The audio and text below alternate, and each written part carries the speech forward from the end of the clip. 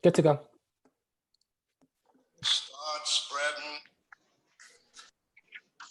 That New York, I just heard.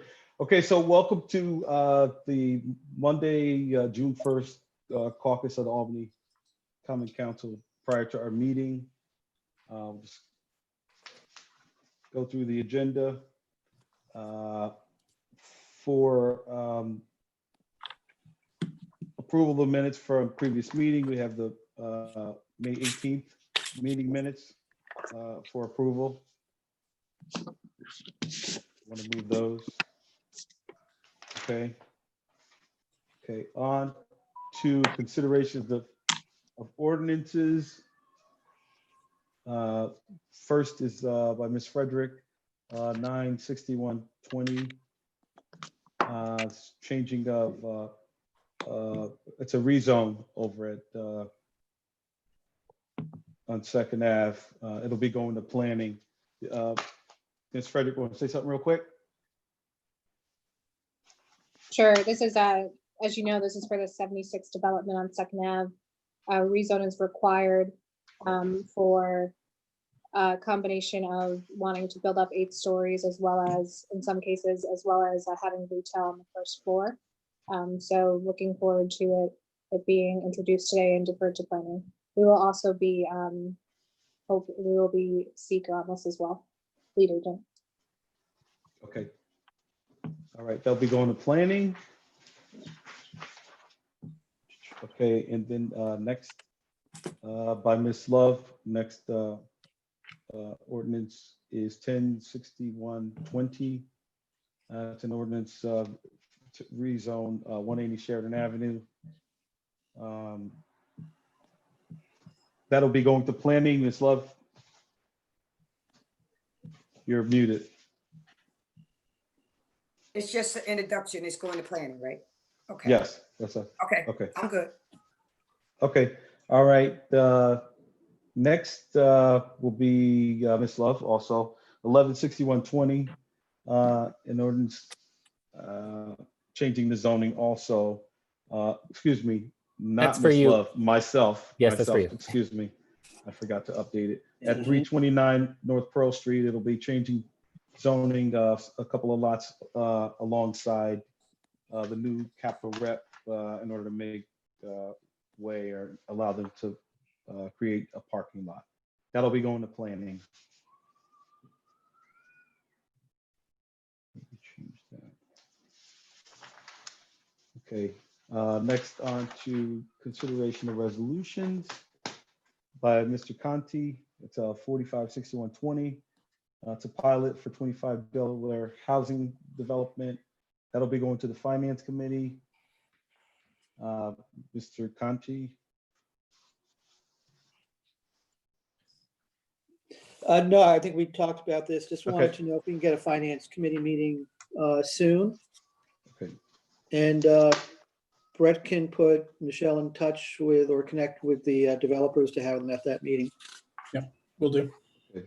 Yes, that'll be, And Thanks. that sounds great. okay. Okay, yep, so it's going to finance. On to the next, by Mr. Conti, it's 466120, regarding Pride Month. Mr. Conti, that'll be a pass. That's a pass. So I don't know if you want to say anything. You can say it No. during the meeting. Yep, okay. Sure. Okay, all right, on to the next by resolution by Councilmember Anani. It's 476120R. That it will be voted on. It's regarding National Gun Violence Awareness Day here in Albany. It'll be declaring June 5th, National Gun Violence Awareness Day. Mr. Anani, you can talk about that during the meeting. On to the next. Sure. By Councilmember Anani. It's 486120R, and this has to do with the blood policy. So we had a little bit of conversation about this during through emails, and but the thing is, my goal wasn't to bypass the committee. We have these meetings so members can get the information they need to make the best decision they can on legislation. So in light of that, there's still some members that need or have requested information. So I'm going to refer to the Human Resources, Human Rights Committee. I just have a quick question, Kelly. Okay. Just how many members have questions? Because I still don't understand what are some of the questions that they have. I'm not really understanding what the amendments are that they would like to see. Right, and we're not going to do that right now. So we can talk about that in the meeting. And the thing is, from the very beginning, I probably should have considered sending it so members could get more information. The thing is, it's the. Oh, but I'm saying if they want more information, I want to be prepared what they're asking so I can bring that information. Okay, between now, of course, we can have that discussion, not right here, right now. Okay, so we'll get together and sort all that stuff out. Okay, so moving on to the next resolution by Council Member Anani. Also, it's 496120. And do you care to say anything about it, Mr. Anani? No. Okay. All right.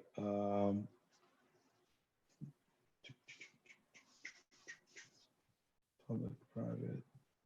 Are members comfortable with moving it? If not, I have that listed as an intro. Was that, right, it is an intro. Yeah, okay, for I introduction. think it's an intro and a hold. I have it as an intro and a hold. right. Okay. Yeah, I didn't write that down on my notes. Okay, so intro and hold. Okay, and now I don't know if you all recall, a couple of days ago, Mr. Robinson sent out a piece of legislation that he wanted to MC. Didn't really get a whole lot of feedback from it, so now's the time. As an intro, the number, I don't see it on here. 51. The fifth, is it 50 or 51, 61, 20. It's 50. It was It's updated 50. to 50. It's So 50. we eliminated, yeah, we changed one. So, all right, 50, 61, 20. Mr. Robinson, can you quickly, Yes, thank you. So I did send this out Friday to all the members and was looking for feedback regarding this resolution. I did have a chance to talk to many members about it, and many members were very supportive of this specific resolution around standardizing field sobriety tests to be administered in all languages. And I'm proud to have Councilwoman Frederick and Councilman Bellerin work on this specific resolution. We all, in the current climate that we're in, we are very well aware of how simple misunderstandings can lead to negative interactions with the police. And so this resolution will call on law enforcement to ensure that they are being just and fair to individuals who speak other languages that are not English. And so that's kind of what I'm going to say at this moment. I don't know if any other council members have questions regarding it. And I'm sorry, some council members did ask for specific information this morning. However, we had protests in my district, and also there's a protest going on now in my district, so I wasn't able to retrieve that information. But if there's questions, I can, JR can assist me in answering those. I don't know if any of my colleagues, Frederick or Bellerin, have anything to say regarding it, but that's it. Yes. I see Councilmember Hoey has his hand up. Yeah, I had unmuted and you muted me. I'm good. Listen, one thing, and I had talked to you earlier, Jamil, and I'm 100% behind this. One of the things that I don't want people to forget is Albany is the home of a major research university. And we have a tremendous amount of kids from all around the world. Now, I think having this law there, even just for that fact, besides the city is a diverse city. So I'm behind it. And I thank you, Jamel. You know, Alfredo and Sonia. I see Mike O'Brien and then Richard Conti.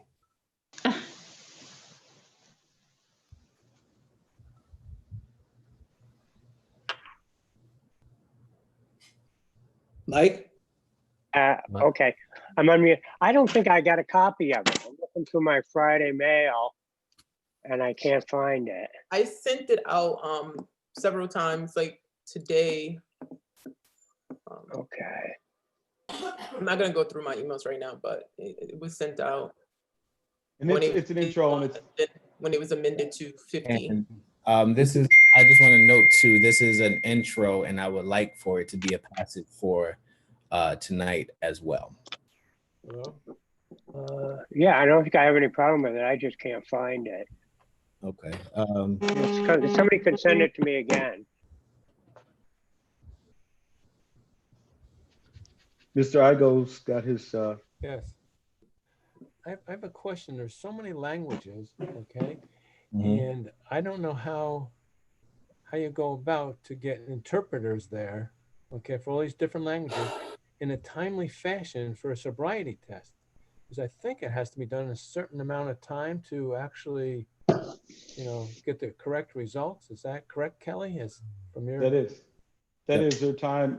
The clock starts ticking from the time you're stopped to, there's some timelines in there that have to be met. Yeah.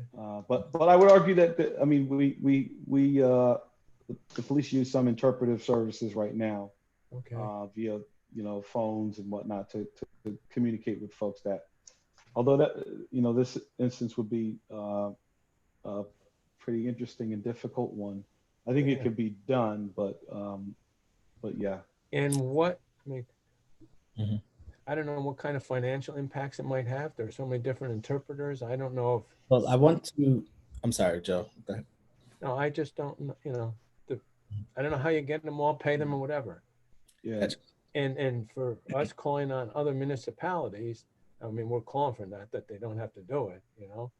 But it seems like there's going to be a lot of obstacles in the way other than just saying, you know, we recommend doing it.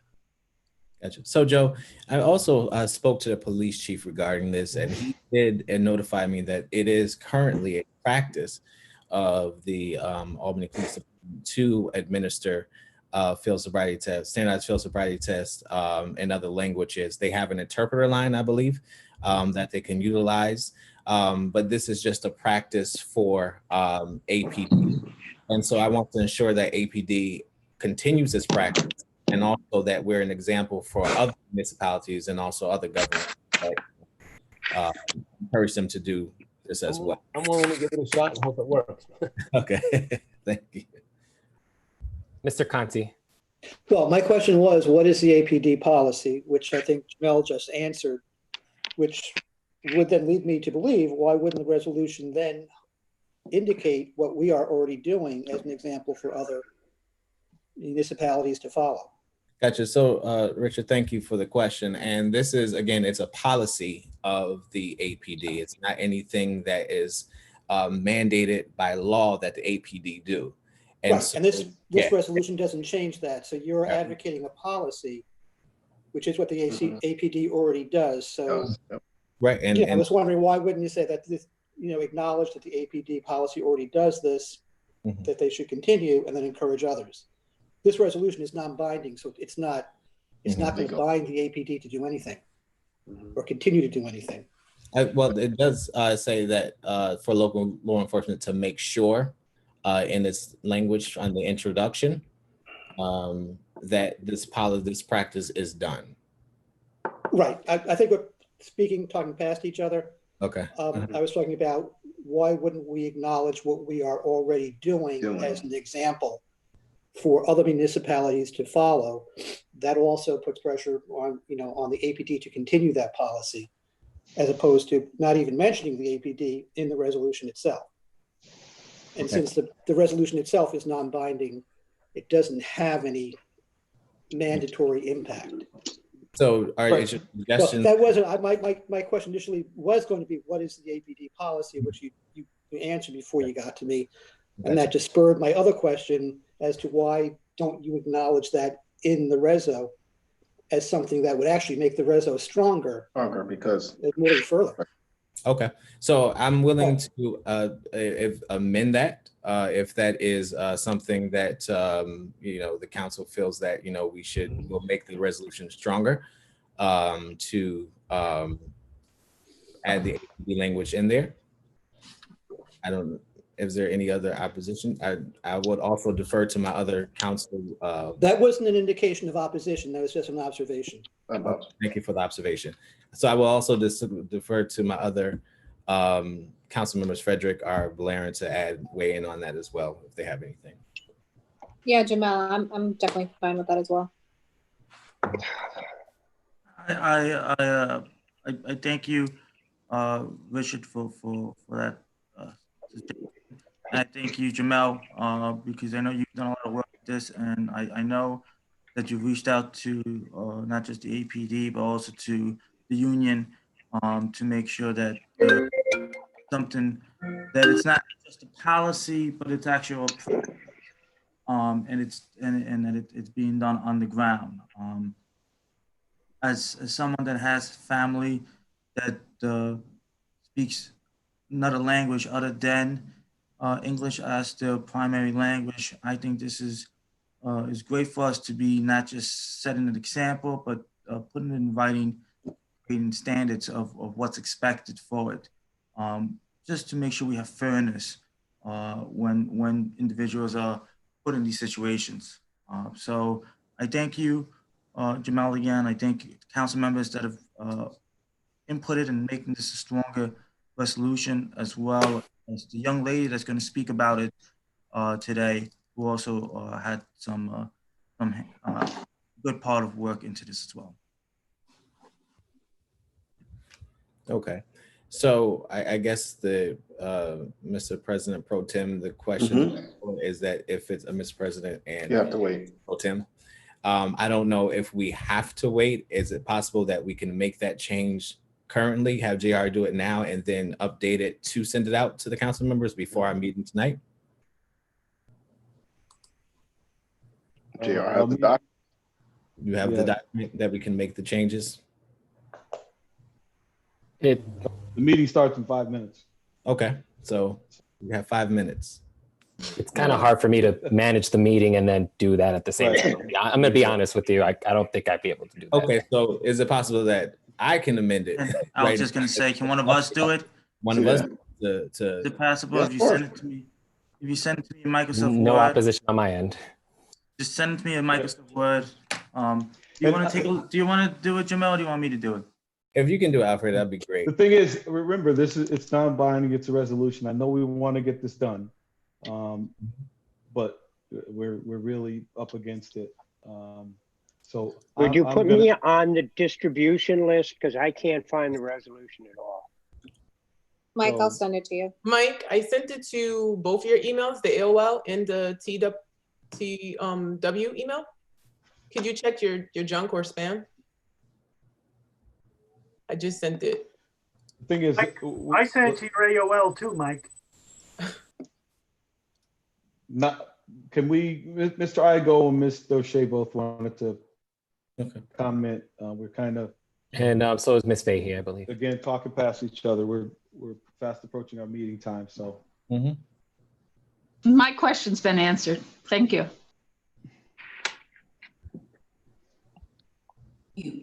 So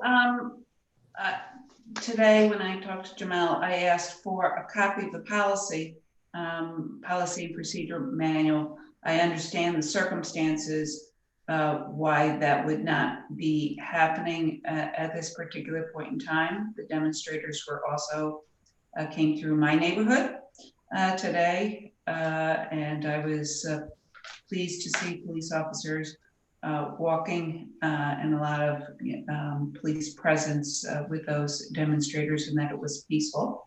But it is challenging times. part of what I wanted to say is this is not binding. It was stated that earlier that it would require this. I do think that we should be considering potentially an ordinance that would require it. But I think it's also good to follow up and make sure we get a copy of the policy. I don't think that that precludes a vote tonight on it.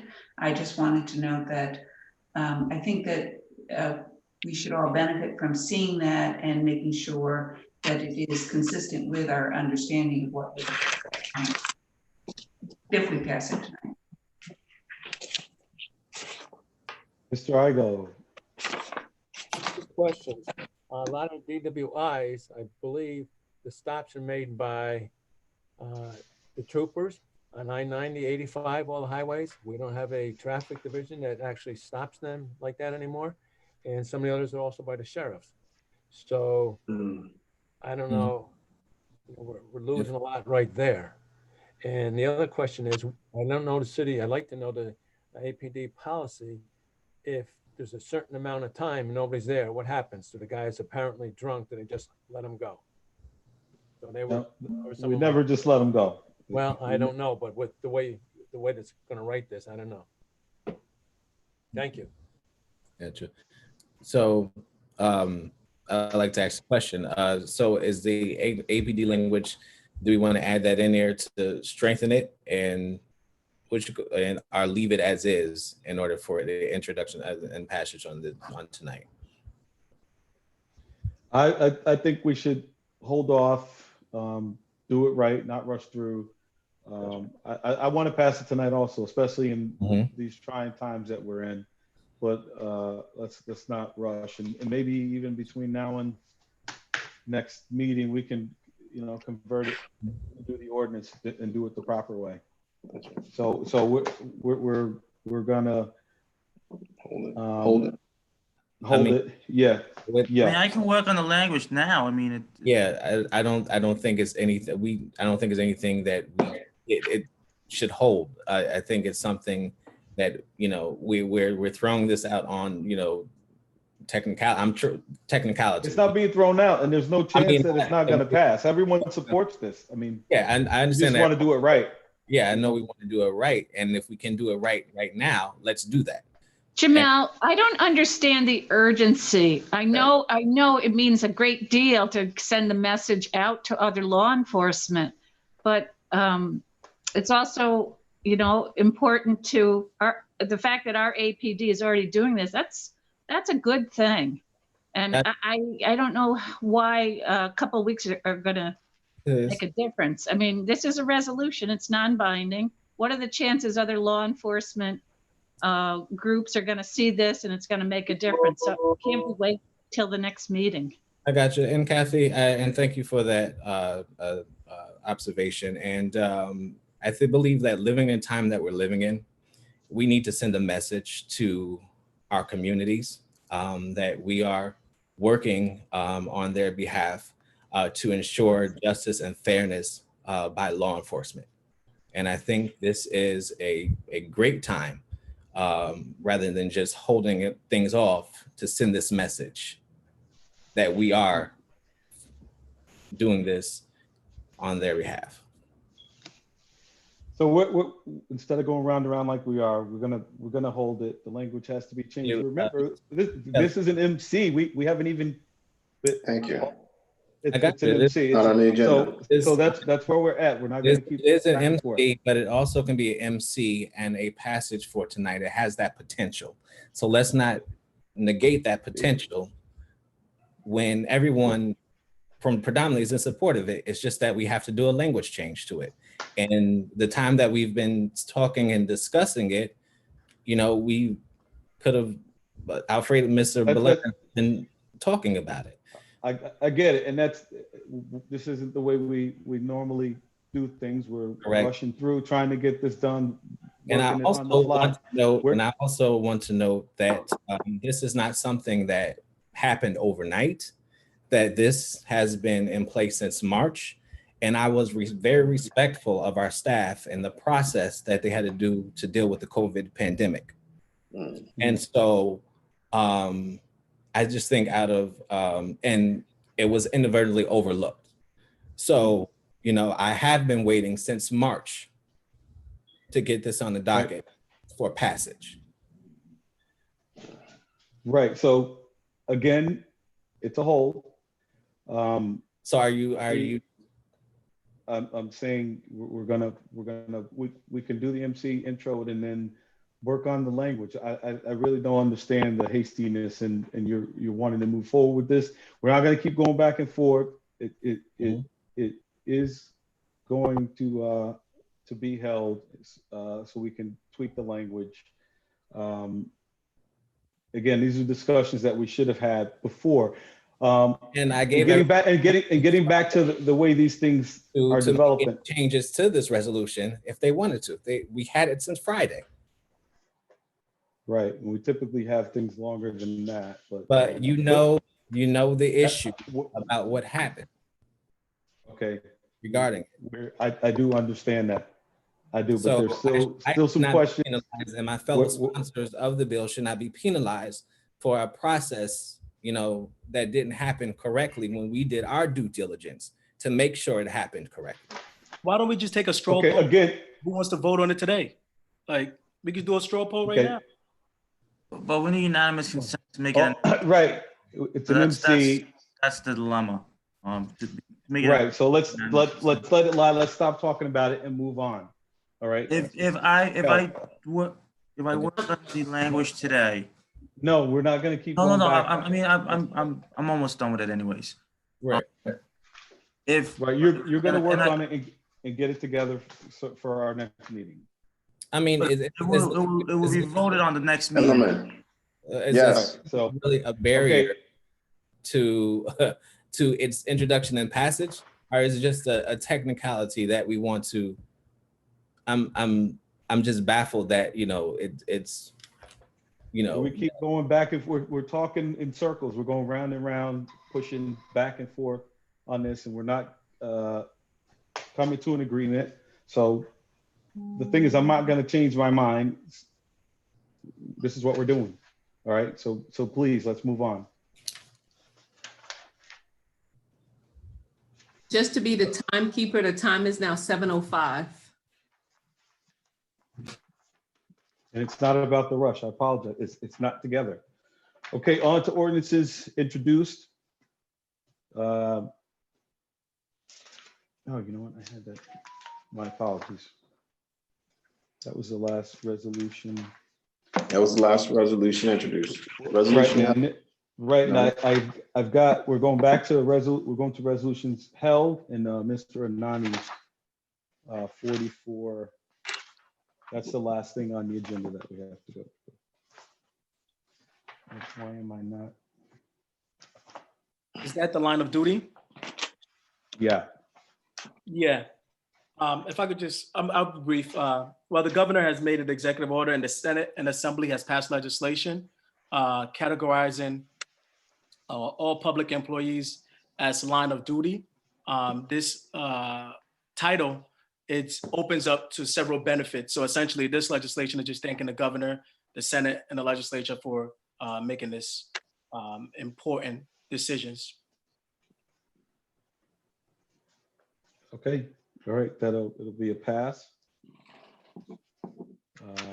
That's for resolution 44-5120R, that's number 9 on the agenda. Resolutions held by Mr. Flynn and Mr. Nani, Mr. Flynn. Okay, so that's the agenda.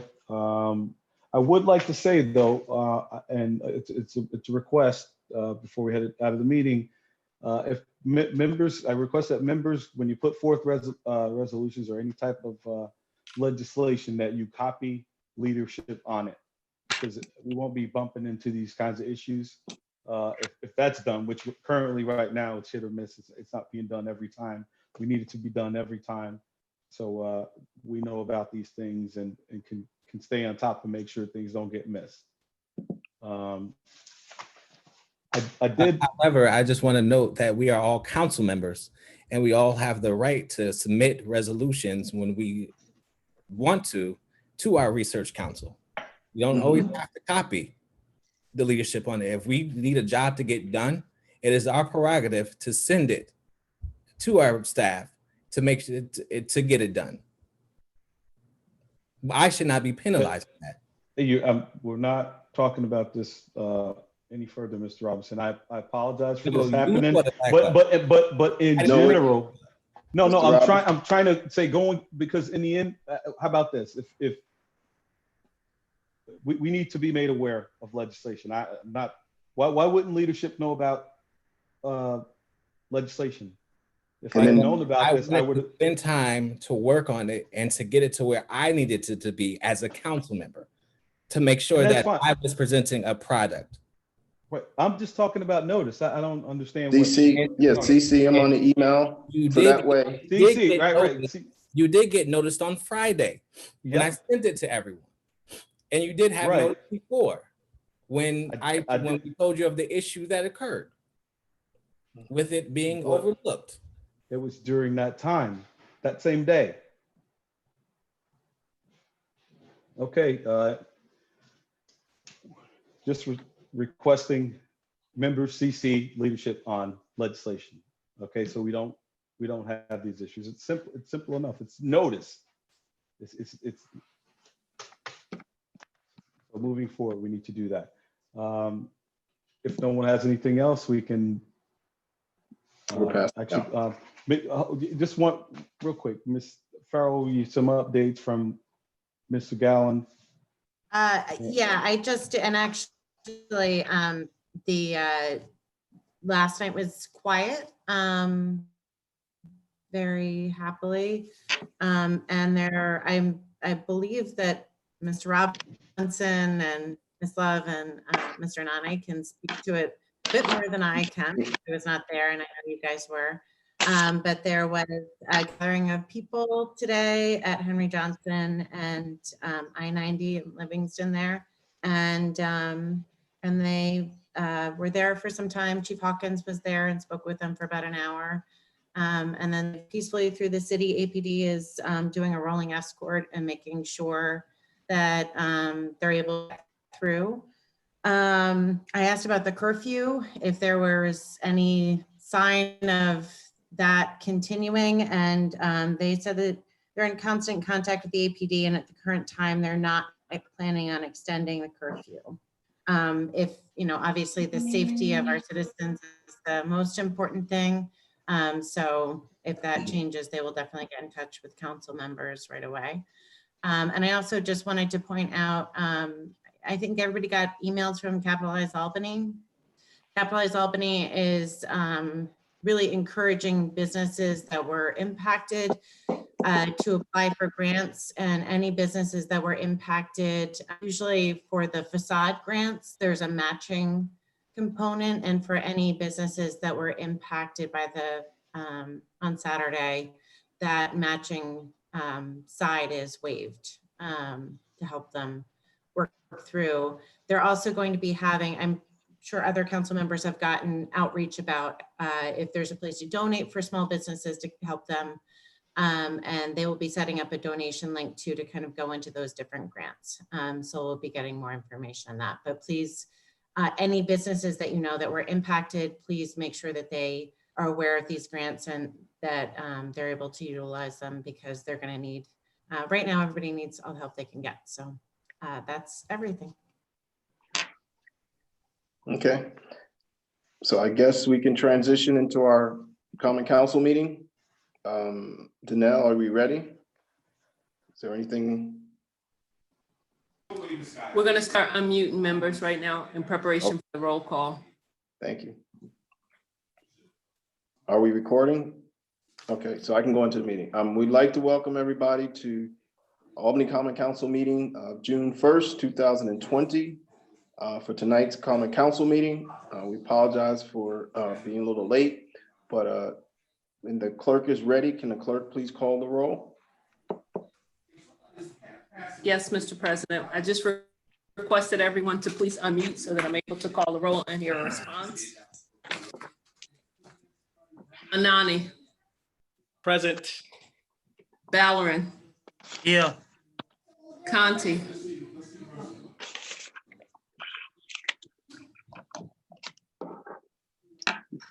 For the record, Conti is here. He's still on mute. Doshette. Here. Fahey. Here. Farrell. Here. Flynn. Here. Frederick. Here. Hoey. Present. Igo. Here. Johnson. Kimbrough. Here. Love. Here. O'Brien. Here. Robinson. For the record, Mr. Robinson is here. I'm not hearing his audio. We have 14 present, 1 absent. Thank you.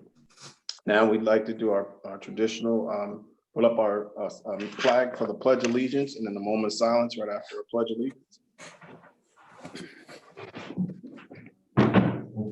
Please join me.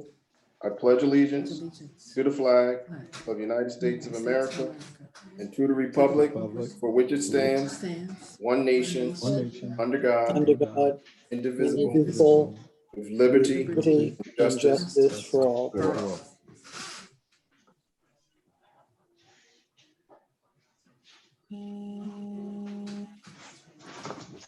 Thank you. And now we'll move to our public comment period. Yes, madam. Our moment of silence, sir? We did do that. We did, okay. Yeah. Thank you. Now can we move on to public comment period? Bear with me 1 second, Mr. No President. problem. I think we got a lag. We have a lot of participants signed up for public comment. The first comment today comes from. Okay, do we have any on personally or no? We do have any? have several participants in the waiting queue. If you'd like, I can bring them in first. Yes. We have Brenda Badham, and I'm going to admit her in, and she can share her public comment. Thank you.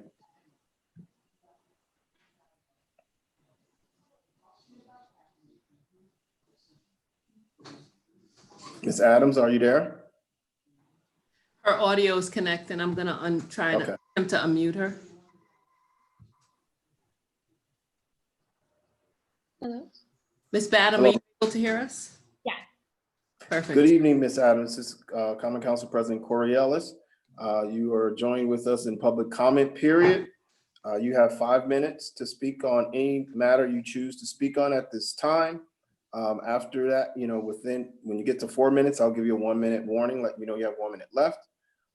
So please state your name and address for the record, and it's all yours. Go ahead, Ms. Thank you. My name is Brenda Badam, 80 State Street, Albany, New York, 12207. Thank you for allowing me the opportunity to address you this evening. As I stated before, my name is Brenda Badam, and I'm an attorney in the Capital Region. I'm also a 2020 New Leaders Council Fellow, a Capital Region Hispanic Chamber of Commerce board member, but most importantly, I'm a second-generation Latina. Growing up with my Cuban grandparents in Miami, Florida, meant that Spanish was my first language. My grandfather and my grandmother have lived in this country for 50 years as primarily Spanish speakers. And if it were not for law school, I would most likely not have been able to advance past my broken Cuban language. I'm also a former assistant district attorney with the Albany County District Attorney's Office. Most of my time and trial experience came by way of the DWI court in Albany City Court with the former Judge John Riley. In my role, I was able to look at the ins and outs of a DWI case, including what is needed to prosecute a case, what evidence is most viable, and the need for resources to better equip our officers given the current state of laws. Under the Vehicle and Traffic Law 1192.3, a person is guilty of driving while intoxicated when that person operates a motor vehicle in an intoxicated state. That doesn't mean that they require any particular chemical or physical test. It's just an indicia of intoxication. Essentially, what that means is any person who is seen as intoxicated can be taken away arrested and basically jailed with an A misdemeanor that has a penalty of up to 1 year in jail. Whilst in order to see whether someone is intoxicated or has an indicia of intoxication, officers use these tools such as the standardized field sobriety test. Now, they've never been translated in any other language, and they don't have any validated translations. In a city like Albany, a sanctuary city in which we strive to protect the people that seek refuge, we have policies that actively discriminate against those that are non-native English speakers. It is unfair and an injustice to believe that a non-English speaker may be stopped by an officer and asked to submit to these tests roadsides while cars are passing by using a cell phone for a language line translation service. Furthermore, as a DA, I witnessed firsthand how officers truly attempted to cater to non-English speakers, but would be faced with restrictions. While it is not the most efficient manner, officers, when faced with non-English speaking suspects, would call other officers to help them. This only left officers without resources, but put a strain upon the police department to have staffing of officers with diverse linguistic abilities. We have to do better. I ask that you secure that non-English speakers in Albany be afforded the same opportunity to pass the standardized field sobriety test as non-English speakers, while simultaneously helping police officers to receive the resources they need to better handle these situations. I implore you to stand in the gap for those who can't stand in the gap themselves. While the Albany Police Department may currently have the language line services available, that is not enough. We need to keep pushing. The Albany Police Department's policy of providing language line services can be revoked at any time. There is no legislative action that calls for true fairness of this matter, but there should be. Non-English speaking residents experience hardships that neither you nor I will ever experience. You have 1 minute remaining. Thank you. Continue. As their voice, as their elected officials, I ask you to stand for their constituency and pass this resolution. I also want to address some of the comments that I heard prior to. You wanted to address the financial services. Well, you can have videos made by people like me, people like the New Leaders Council that speak those languages that would happily do it for free. You can also have a database of these languages that can be used at any time on cell phone devices. You asked about interpretive services in all language. The Albany Police Department just received a pamphlet with the top 10 most spoken languages in Albany. That can be used to identify the top 10 languages that can be spoken in Albany and given to our constituents. And Thank you. Okay, I'll let you, your time is up. Thank you. Thank you so much for that. We really appreciate it. Can the clerk let in the next speaker, please? Yes, ma'am. I'm sorry. Yes, sir, President. I have Glenisa Galliard, and I'm going to admit her. Thank you.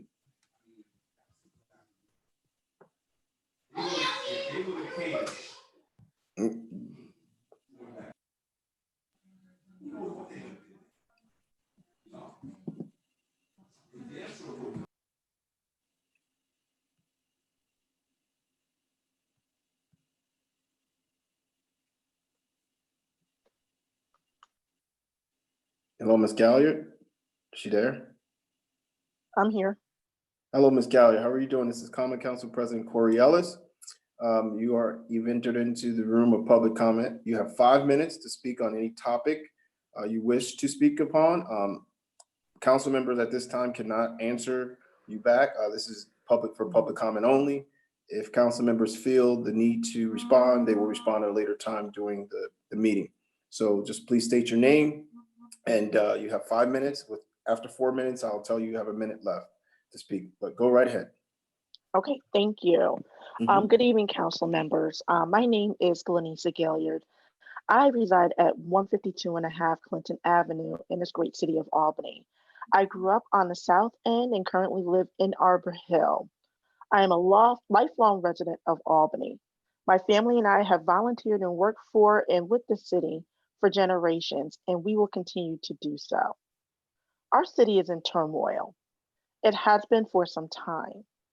What happened over the weekend was the culmination of the unheard voices in this city, injustices that were never resolved, hurts that have never been healed.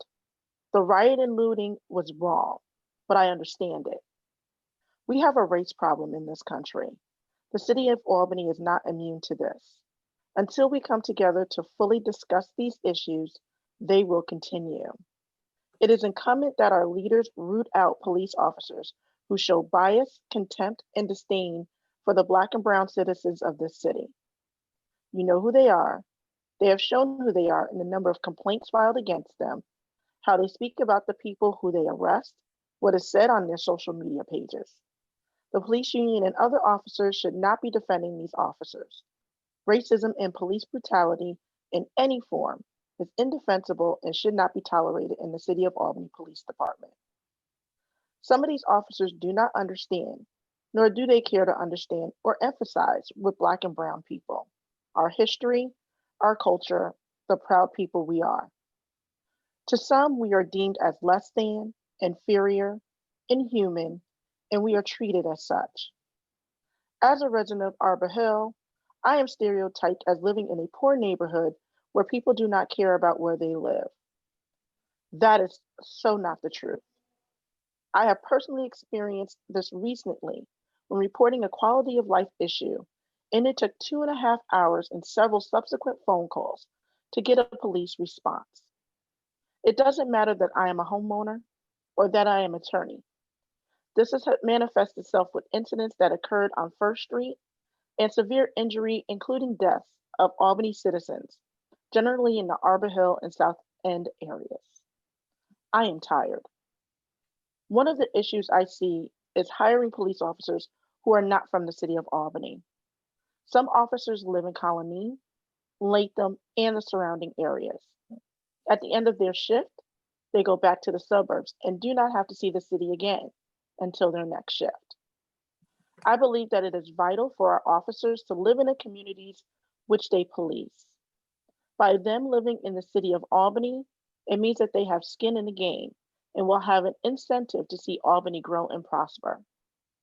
I am asking this council, as a first step in bridging that gap, to expand the rule requiring city employees to actually live in the city of Albany to Albany police officers. It is important that those who work in the city invest in the city they are sworn to protect, get to know their neighbors, and learn about the vast and diverse neighborhoods that make up this great city, not just their beat. Be rooted here. Raise your family here. If you so choose, start a business here. Will it solve the problem? No. But in my opinion, it is a good first step, as we have found through human nature that you care most for where you live. We have to start somewhere. Thank you. Thank you. Thank you very much. Can the clerk let in the next speaker? The next speaker would be Hamid Al-Gharib, and we're admitting him at the moment. Thank you.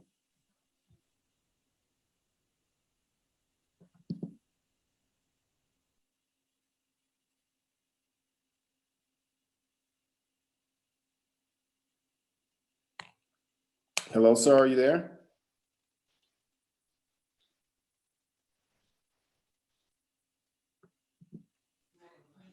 Hello, are you there? Mr. Hamad Al-Gharib, we're trying to unmute your audio so that you're able to respond.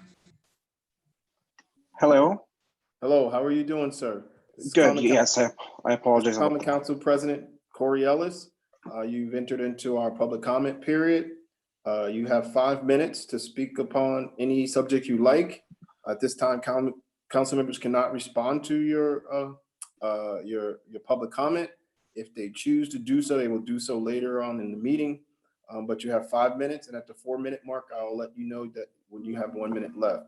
So just state your name and address for the record and go right ahead, sir. Thank you. My name is Hamad Al-Gharib, and I reside in the Delaware neighborhood, 10 View Avenue, Albany, New York, 12209. I'd like to comment on the proposed resolution that mandates APD sobriety tests to be in different languages in the city of Albany. The current APD policy might support tests in different languages via phone. However, if the Common Council adapts it as a resolution, the council will be involved in this policy if it changes in the future. I am a second language speaker, and in my opinion, the instructions are complicated, especially in a climate where a person of color like me is automatically intimidated by the presence of a law enforcement officer. I work for a community organization that contracts with the City School District of Albany, and I interact with approximately 300 families in the Albany County. Many second language speakers like myself may find this test, which is in their second or third language, difficult and hard to pass while not even intoxicated. Thank you for your attention. Thank you, sir. Appreciate that. Can the clerk please let in the next speaker? You have to unmute you. Yes, Mr. President. The next speaker is Carmen Duncan, and I'm admitting them at the moment. Thank you.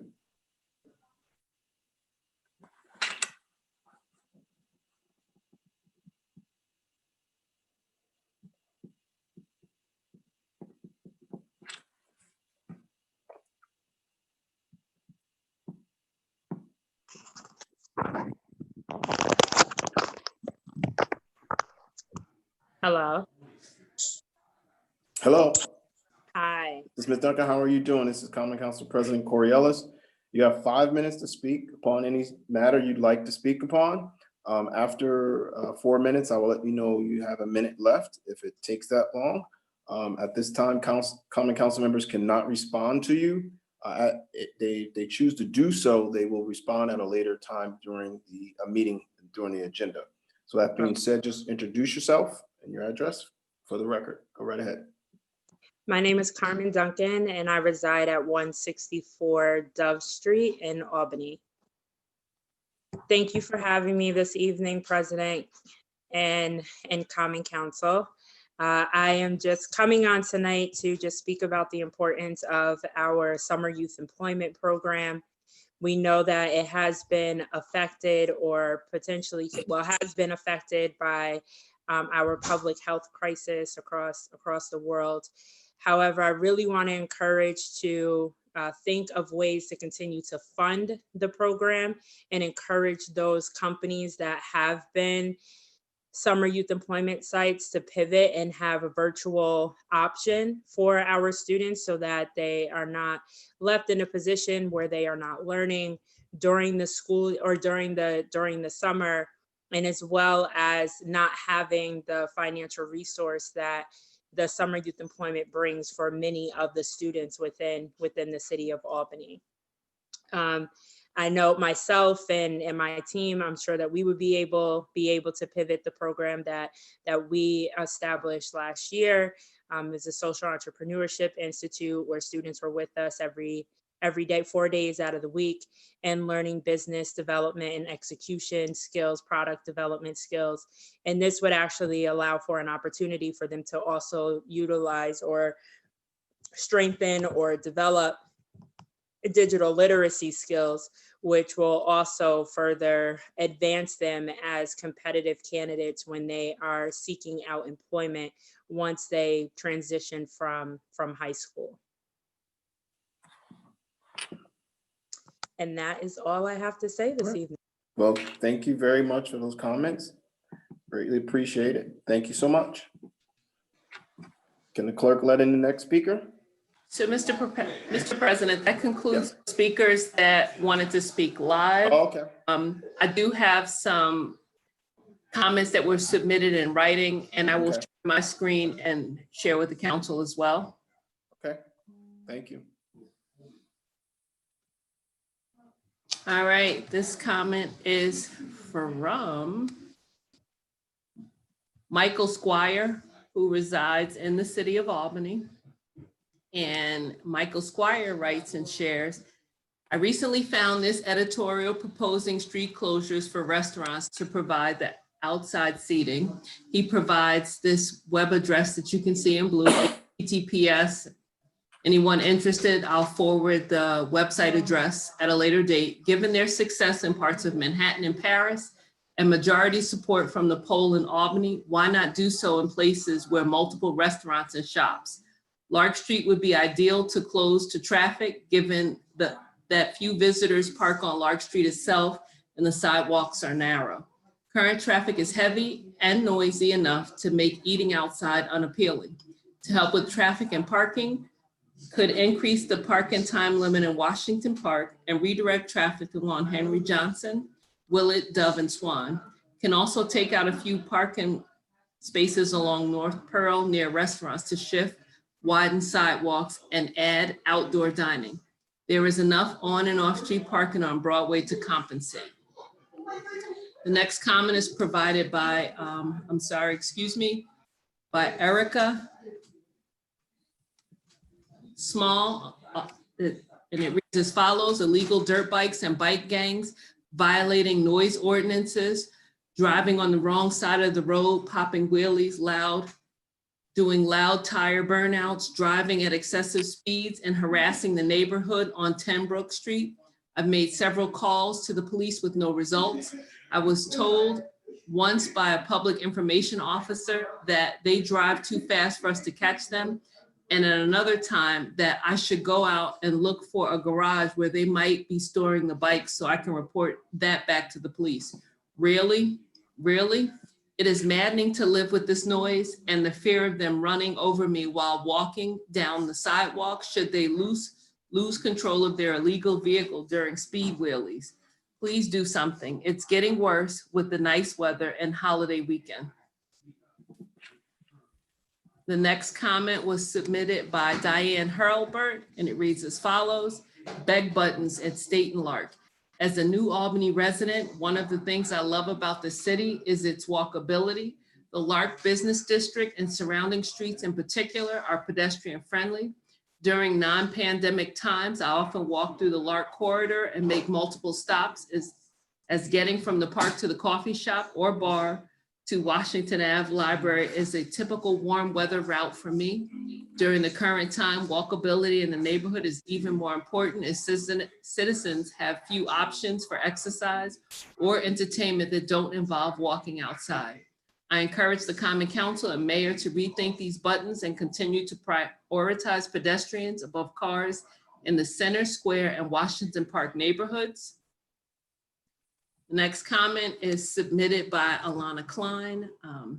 Mr. President, members of the Common Council, I hope everyone is staying safe, both considering the pandemic and the protests from this weekend.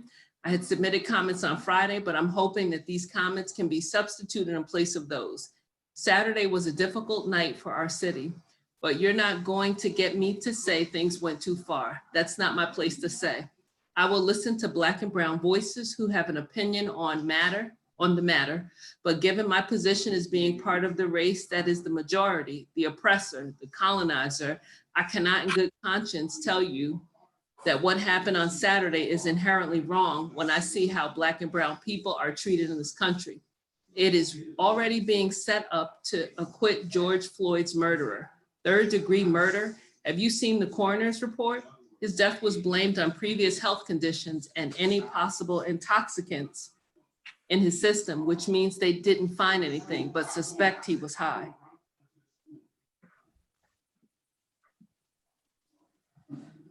Ms. Klein continues with the following: white people right now are in love with invoking Dr. Martin Luther King Jr.'s name. Here's a quote from Dr. King. First, I must confess that over the last few years, I have been gravely disappointed with the white moderate. I have almost reached the regrettable conclusion that the Negro's great stumbling block in the stride toward freedom is not the white citizens, counselor, or the Ku Klux Klanner, but the white moderate who is more devoted to order than to justice, who prefers a negative peace, which is the absence of tension, to a positive peace, which is the presence of justice. who constantly says, I agree with you in the goal you seek, but I can't agree with your methods of direct action, who paternalistically feels he can set the timetable for another man's freedom, who lives by the myth of time, and who constantly advises the Negro to wait until a more convenient season. Additionally, there are 3 countless reports from both here and across the nation, across the country, of white people from outside of these cities, some of whom are suspected of having ulterior motives, instigating the crowds and stoking the flames. Lastly, I would like to address last night's emergency council meeting. I am not disputing your right to go into executive session, and I realize that you are obligated to publish notices and or broadcast the meetings live. However, for at least some of us watching, the mayor recapped for 10 minutes, then going into executive session for an undetermined amount of time, only to come out and immediately adjourn, was largely a waste. What I am proposing is that if a meeting in the future should arise whose sole purpose is to go into executive session, put that in a notice and or state as such at the beginning of the meeting. I was a little perturbed last night, but if I had made a special trip down to City Hall just to witness that, I'd be pretty heated. I'd like to also suggest some sort of real-time text and or notification list, similar to what schools use for snow closings and delays, that residents could sign up for to alert them of the beginnings of meetings, entrance into and exit from executive session, etc. I have been in the chambers before for up to an hour and a half during an executive session. It would be nice to, in that case, know I could leave the building and get a notification when the meeting resumes. Thank you, Black Lives Matter. Maria Morrissey provided a request to be admitted into the meeting, but has subsequently indicated that she was having technical difficulties and has provided the following statement. Good afternoon, my name is Maria Morrissey. I am the policy counselor for Hispanic Federation, and I live here in Albany. I would like to thank Councilmember Robinson for introducing this resolution and all other council members for allowing us to speak on the matter. Hispanic Federation is the nation's premier Latino membership organization, founded 30 years ago to address the many inequities confronting Latinos and advocating for the fair and just treatment of immigrant communities nationwide. More than ever, we are committed to protect and defend Latino immigrant communities, both documented and undocumented, who live in New York State and who have many hurdles or are excluded from seeking justice. It is for our community that we speak today on this resolution that calls on law enforcement to make sure standardized field sobriety tests are administered in all languages. And I just received notification that she's in the waiting room. Mr. President, I can continue reading the statement provided by yes, please do. You can admit her in. Currently in New York, when someone cannot follow instructions to complete a field sobriety test due to a large barrier, not the lack of ability to perform the actions, they fail the test.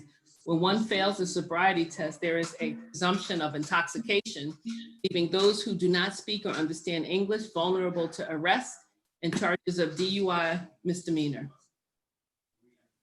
The very simple remedy of this issue is for police officers to provide translated field sobriety tests in all language as this resolution states. There are many ways to promulgate this resolution. For example, utilizing a video recording of translated field sobriety tests would be one potential way to promulgate this resolution. Police officers already have laptops in their vehicles and cell phones in their pockets, both of which could be used to show someone a translated instructions video. The creation of these videos will require an investment. However, costs can be mitigated by providing translated field sobriety test videos for the top 10 languages spoken in Albany, utilizing a call-in translation service for any other languages.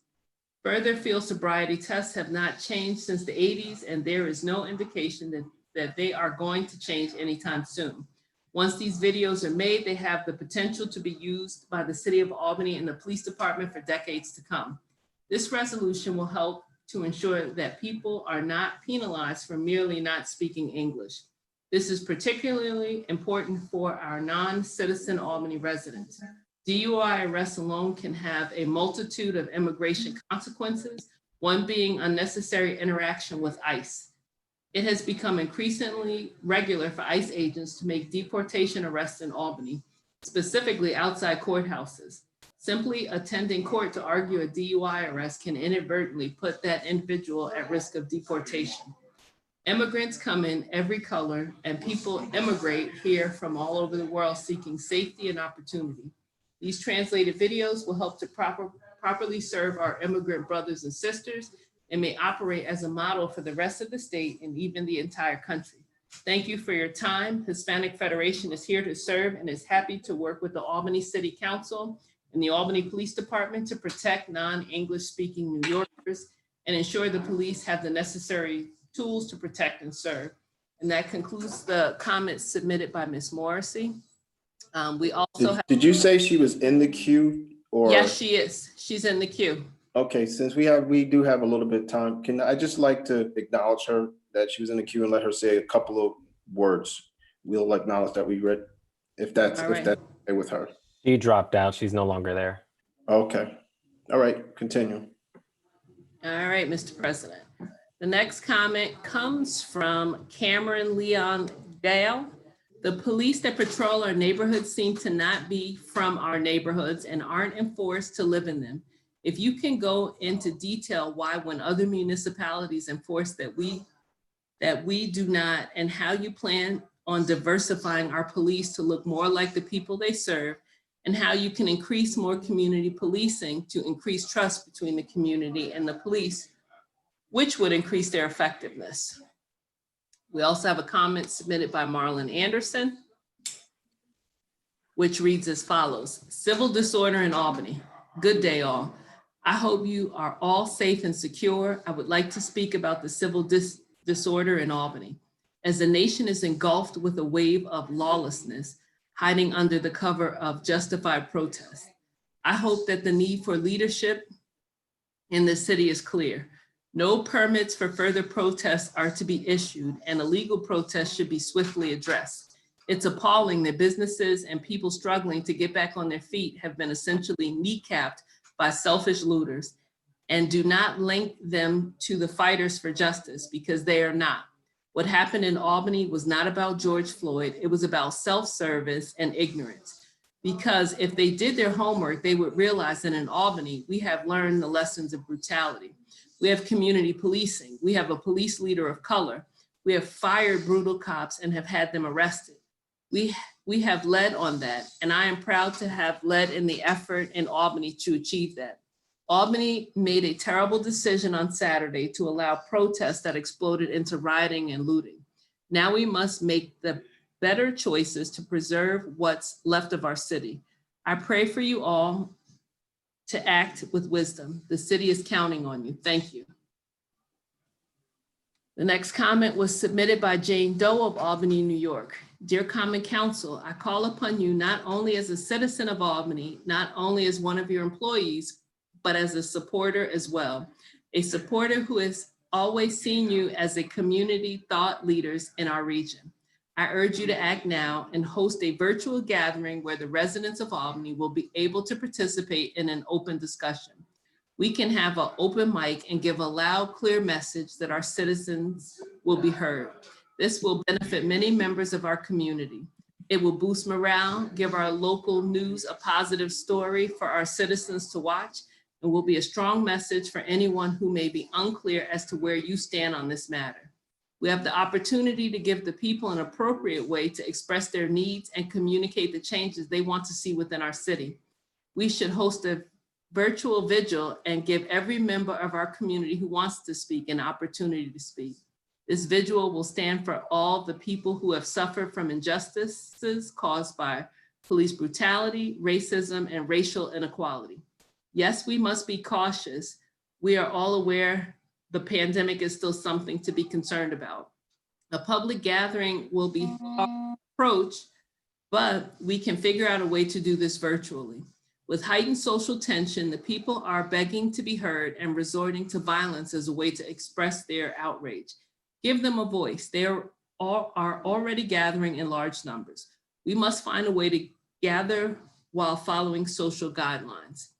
The mayor's message has always been Albany leads. Albany is a city where every neighborhood works. Every neighborhood must be heard.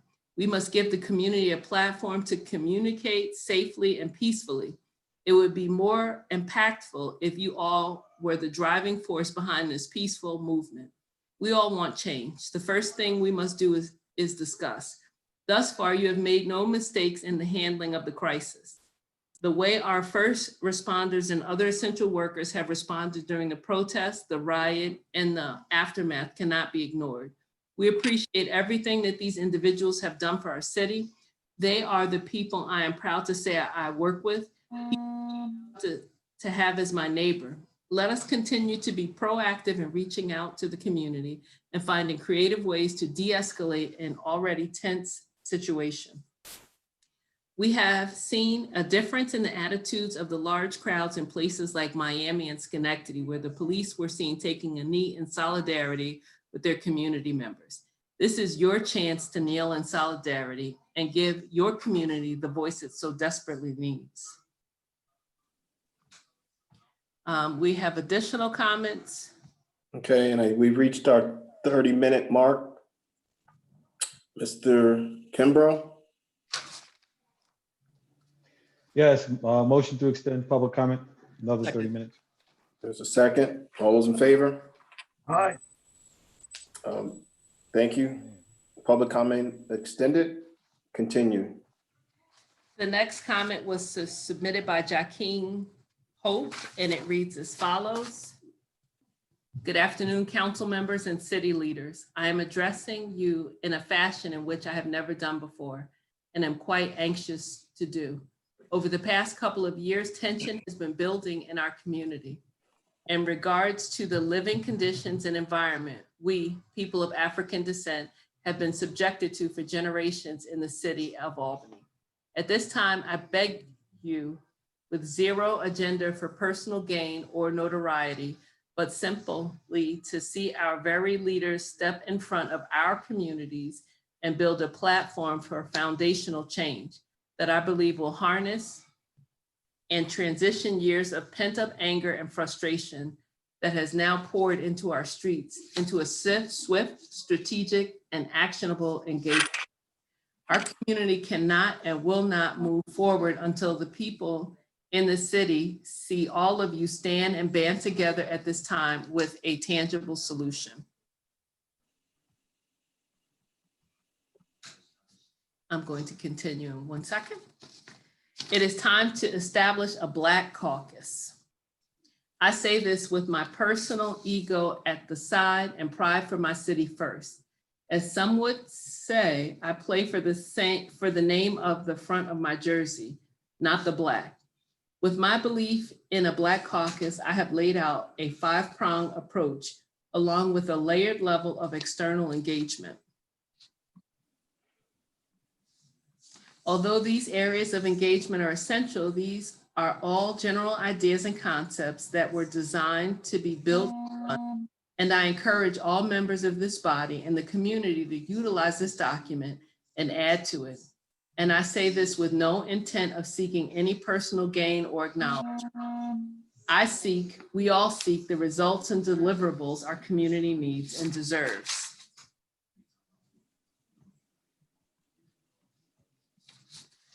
Five-prong approach creating equity in a diverse city: economics, inclusion, education, justice, and reform, constant improvement. Economics, contracts, jobs, permits, access to information, inclusion, representation from all jobs and departments.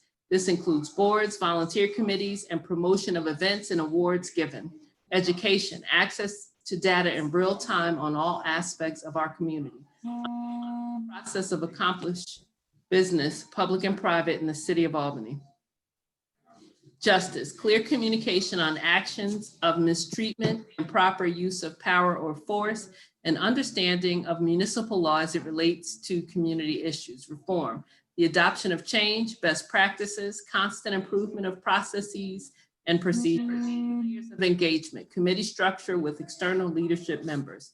Faith, religious, economic, industrial, real estate, education, history, culture, youth outreach, legal and legislative reform, procedure, process improvement, Six Sigma, etc.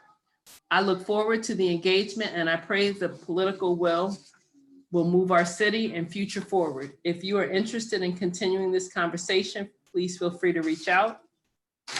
And he provides his contact information.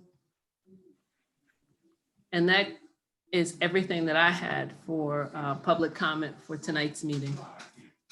Thank you, Madam Clerk.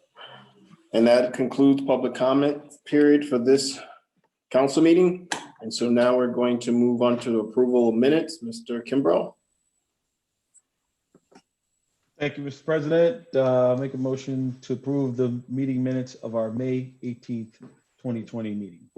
Second. Second. All those in favor?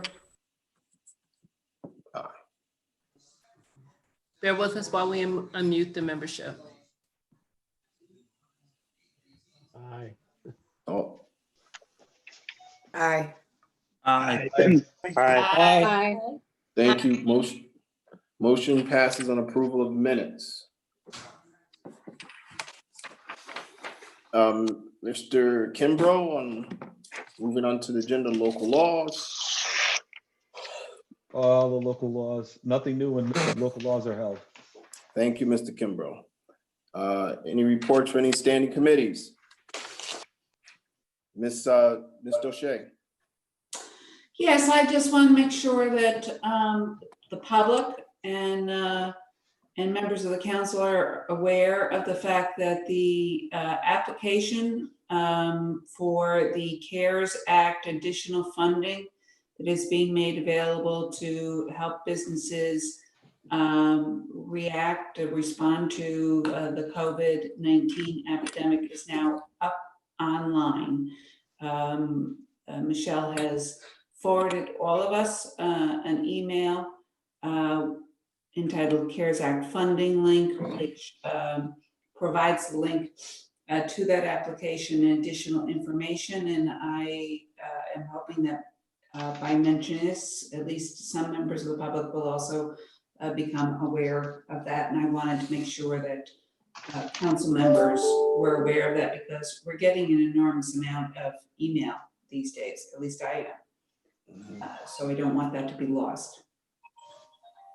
Thank you, Mr. Shea. Any other reports of standing committees? I don't see any hands. Okay. Mr. President. Mr. Kimbrough. Oh, go ahead, Mr. Kimbrough. Yes, on Wednesdays, June 3rd, the Citizens Police Review Board will be meeting at 5:30 to review applicants to the review board. We'll have 2 applicants applying to fill 1 spot. Thank you, sir. I just think you meant to say the Public Safety Committee is meeting. Because you said. Oh, the yes, review board. my apologies. The Public Safety Committee is meeting to interview applicants for the Community Police Review Board. Thank you. Thank Ms. you. Fahey. Thank you. The Planning Committee is meeting next Monday, June 7th, to discuss Councilmember Hoey's Ordinance 1581-19 at 5:30 p.m. And also June 8th, right? It's June 8th and it's Judy, 2 ordinances. Judy, do we get that depends on do we get the planning board report on that? Yes. Yes, we did. Okay, so we're meeting on ordinance. 8.4120. What is it? Ordinance 84120. 84120. Thanks, Michelle. Can we just announce what it's in reference to, just so people can?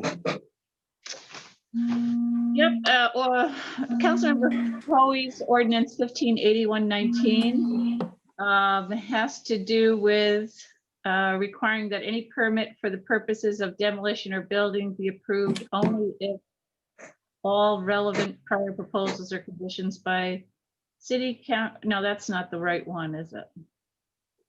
That's correct. Okay. Okay. And then Judy's, Ms. Doche's is an ordinance amending Chapter 375 of the Code of the City of Albany regarding, in relation to incentives for developers to use energy efficient and low impact designs. Okay, Thank you. thank you. Ms. Duche, is that why you're raising your hand? Yes, saw I you. wanted to help out on that. Okay, thank you. Corey, I'm sorry. Yes, yes, Mr. President, with the bill that I introduced, there was a second part, and I didn't know. Well, I just wanted her to give an overview of what. Okay, because there is an important part that it's right now the planning board can override anything that's written in the USDO, and this would take away that permission to do that. Thank you. Thank you, Mr. Hoey, for that. Appreciate it. Thank you, sir. Do we have any other standing? I didn't see any other hands. Okay, now we're moving on to ordinances is introduced. Ms. Fredericks? Thank you, Mr. President. I noticed ordinance 9.61.20 and ask for its introduction. Can the clerk please read the ordinance? An ordinance amending chapter 375 of the Code of the City of Albany, changing the zoning classifications and amending the zoning map accordingly. Mr. Kimbrough? To be referred to Planning Committee. Thank you. And staying with that ordinance, Ms. Fredericks? Thank you, Mr. President. I declare the Common Council as lead agency for the State Environmental Quality Review Act. Thank you, Ms. Fredericks. Continuing on ordinance introduced, Mr. Kimbrough. Thank you. I noticed ordinance 106120 as for its introduction. 1161, sir. We skipped 6120, Mr. President, which is love. Oh, yeah. Oh, sorry, you're right. Go 10 and then 10 and then 10, 11. sorry. I had it written down. Sorry. Go ahead, Ms. Love.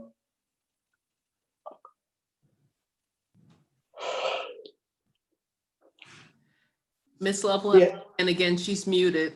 For ordinance introduced? Wait a minute. Why is mine don't say that? Are you there? Can you hear me? Yes, we are. We can hear you, Ms. Love.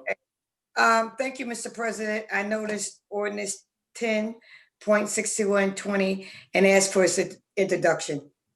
Thank you. Can the clerk please read the ordinance?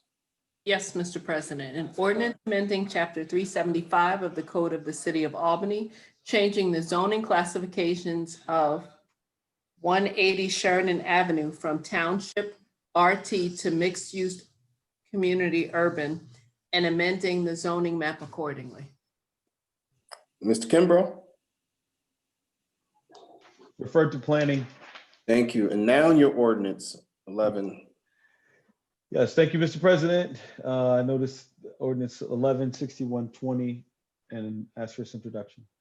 Thank you. Can the clerk please read the ordinance? Yes, Mr. President. An ordinance amending chapter 375.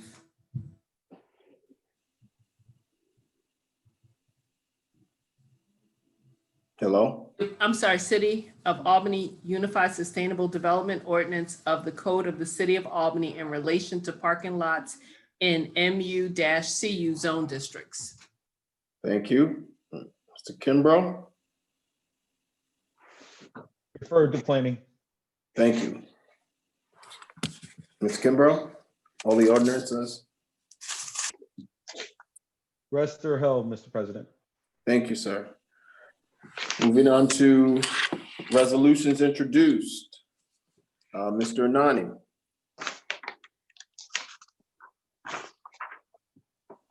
Thank you, Mr. President. I noticed resolution 476120R and I think, excuse me, I think you skipped me. Yeah, we're at 45, resolution 45. I thought, oh, his is 40. Why I got 47 down here? Sorry. I can't read my writing. I thought I got 44. Sorry, Mr. Conti. That's okay. And Russo didn't notice it either. I know. I don't have the agenda. I write it down and I just wrote the wrong number. I wrote 44. That's why I thought he was first. Go ahead, Mr. Conti. Anyway, I offer resolution 45.61.20R. Asked for it and asked that it be held. Thank you, Mr. Conti. Can the clerk please read the resolution?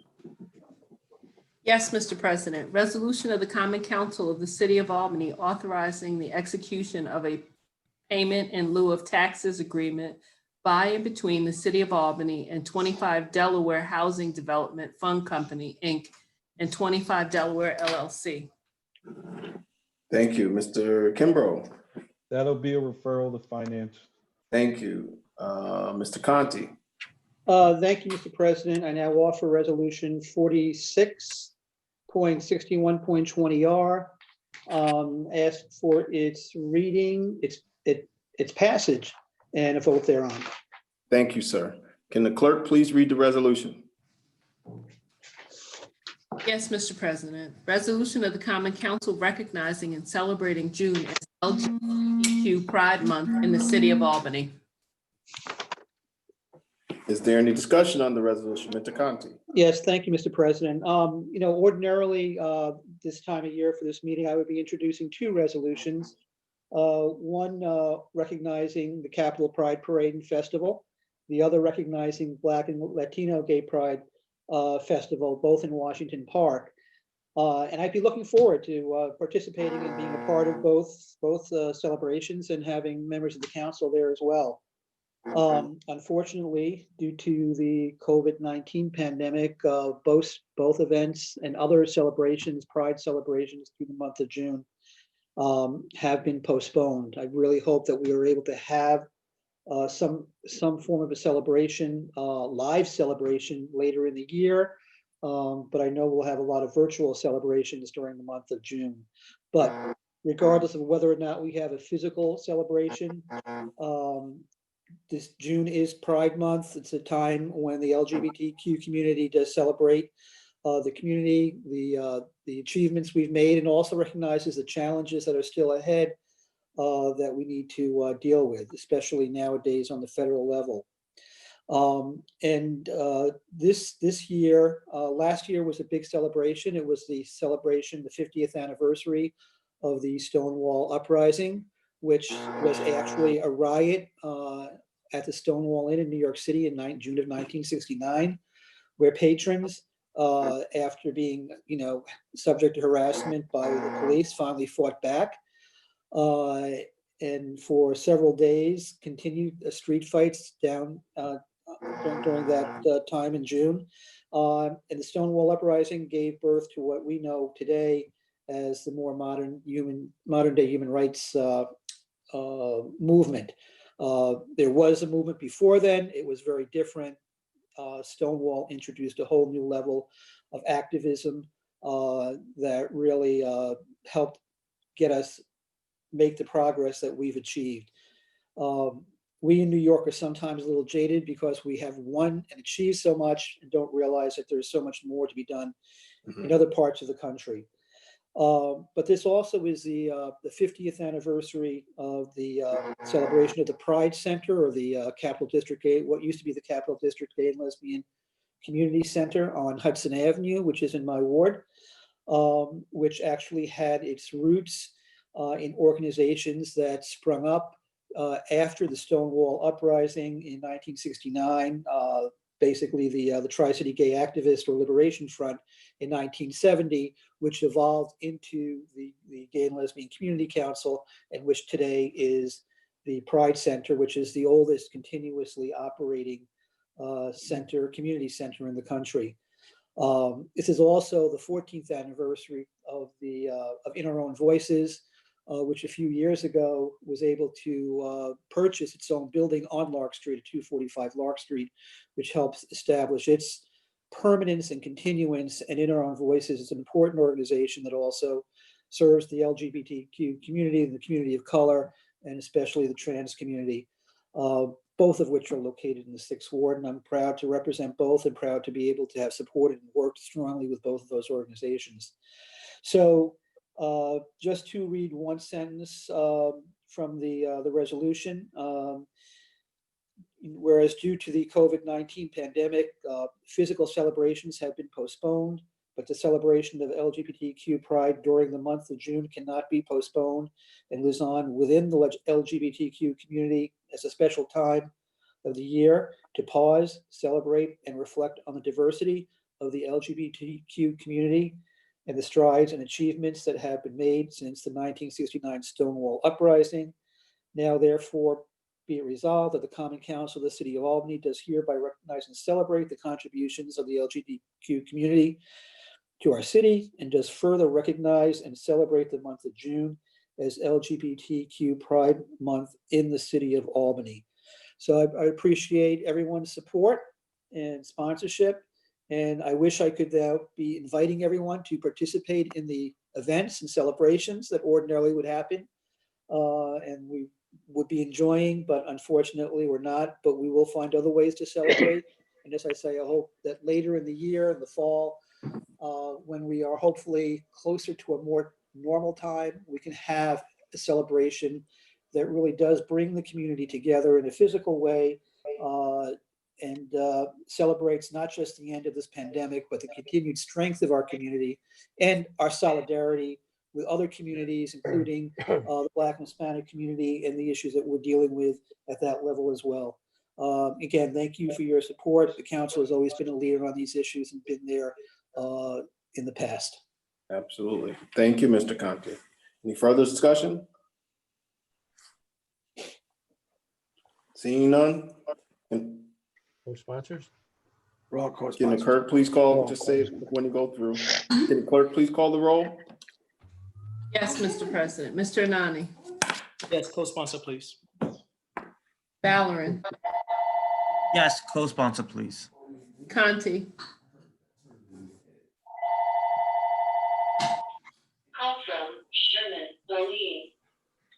Dochette. Yes, co-sponsor, please. Fahey. Yes, co-sponsor, please. Farrell. Yes, co-sponsor, please. Flynn. Yes, co-sponsor. I thought we all were. Frederick. Oh, we are, okay. Yes, co-sponsor. Hoey. Yes, co-sponsor. Igo. Yes, co-sponsor. Kimbrough. Yes, co-sponsor. Love. Yes, co-sponsor. O'Brien. Yes, co-sponsor. Robinson. Yes, co-sponsor.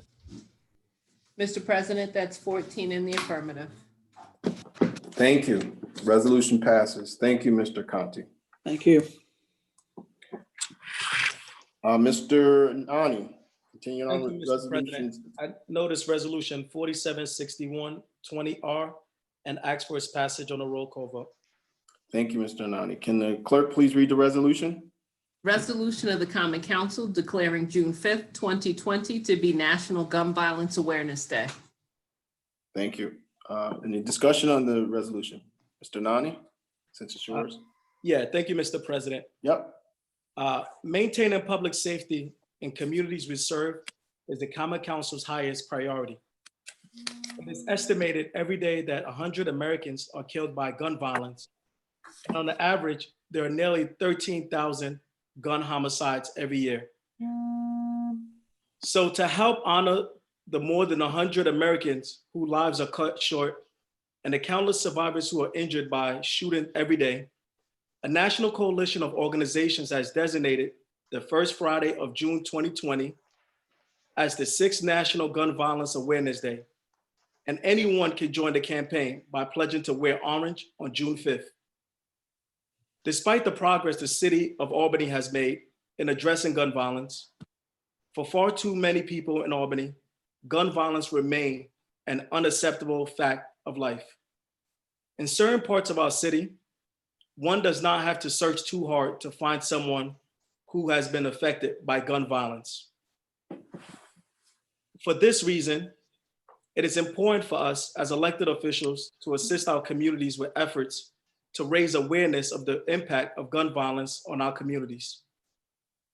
In light of the unprecedented violence in our city, we must be proactive. The lives lost is unacceptable.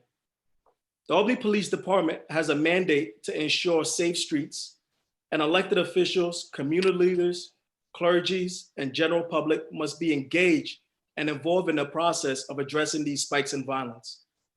Gun violence in particular has become all too frequent occurrence. We must examine long-term solutions to reduce and eliminate the plague afflicting our city. It is important that we as a council work with our communities, our police department, our neighborhood associations, and any other key stakeholders to develop concrete policies that will make gun violence a thing of the past. Because every person in Albany, no matter where they live, has a right to safe streets. Thank you. Thank you, Mr. Anani. Any further discussion? Seeing none, can the clerk please call the roll?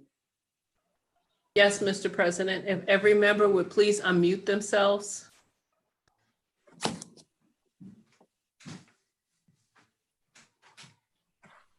Anani. Yes. Valorant. I just want to check. Are we all co-sponsors on this before? Yeah. Are Yes. we all co-sponsors? Okay. Yes. Conti. Yes. Dochette. Yes. Fahey. Yes. Farrell. Yes. Flynn. Yes. Frederick. Yes. Hoey. Yes. Igo. Yes. Kimbrough. Yes. Love. Yes. O'Brien. Yes. Robinson. Yes.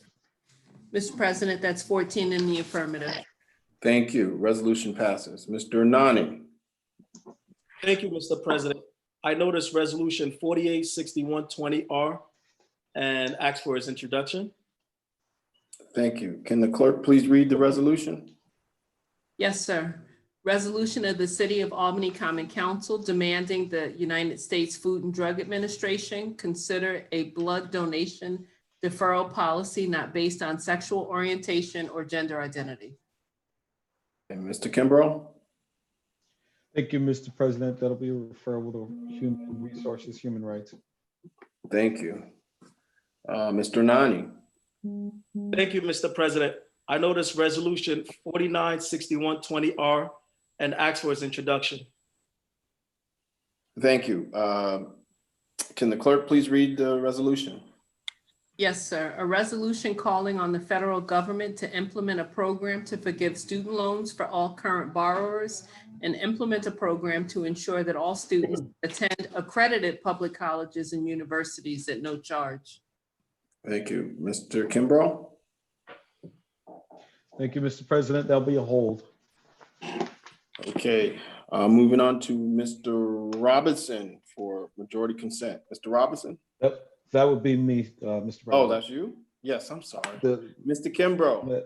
Motion to add resolution 506120R by majority consent.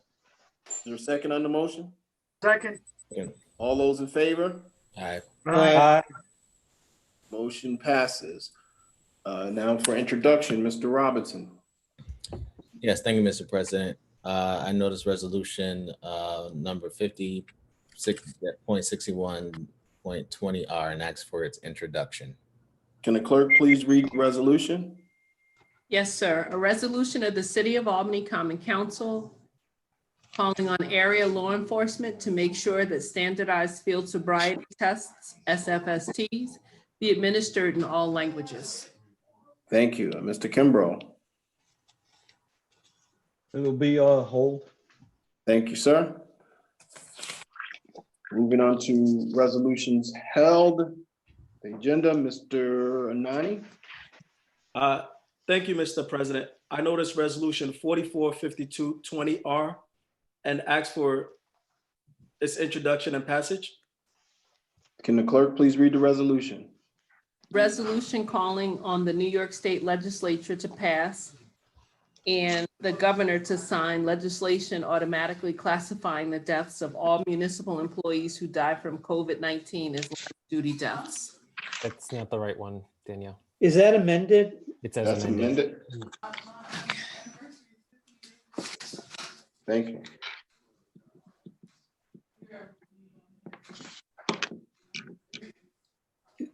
Does it have the same title? No. No. No, it does not. Different title. Bear with me 1 second and I will pull that up. Mhm.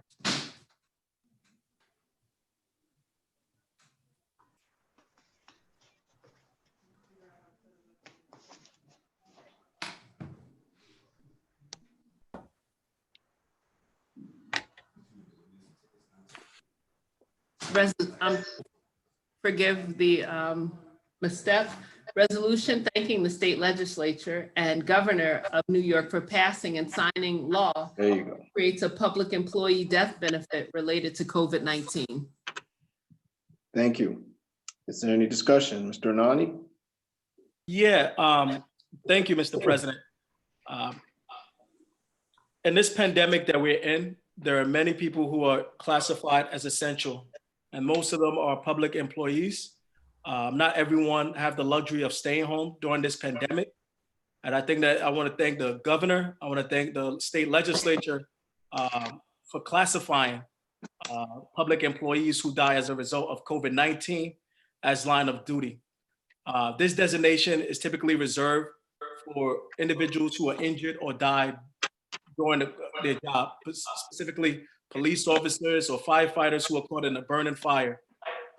When the state of emergency was announced, not every public employee had the luxury of working from home.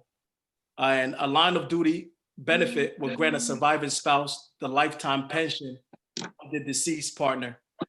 During this pandemic, many cities were designated as essential and state. I believe as elected officials and community leaders, we have an obligation to make sure that those who are working during these trying times, who are risking their health and their lives, are fully supported. And this is one of the ways that we can support them to make sure that their spouse and their loved ones have all the benefits that they deserve. So I just want to thank everyone for supporting this resolution. Thank you, Mr. President. Thank you. Any further discussion? Mr. Ballerin?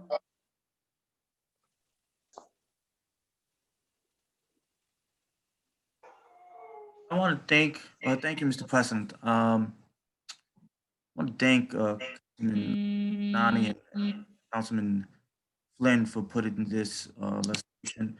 I don't always agree with the governor, agreements on issues, but on this one, he got it right.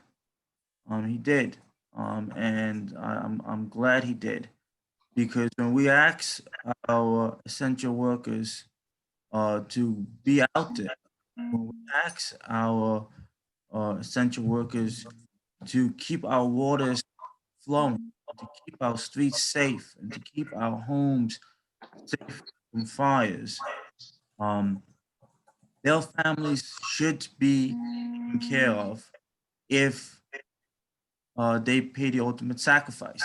So I'm glad that our governor did this. I'm glad that he set the example for other states and for the federal government to follow suit. I think the federal government needs to also go a step further and make sure that all essential workers, those who work in grocery stores and those who drove buses and kept our commute system alive, that they also have these protections, because that's not the current case.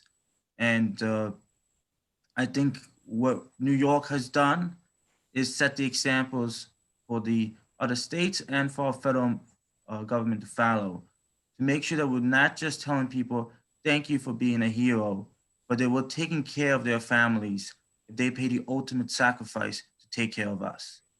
Thank you.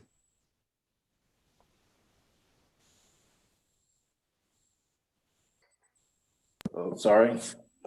No more discussion. Since we're all co-signers on this, we'll just take a voice vote. All those in favor? 1 second, Mr. President, we're unmuting. If all the members could assist us in unmuting your mics.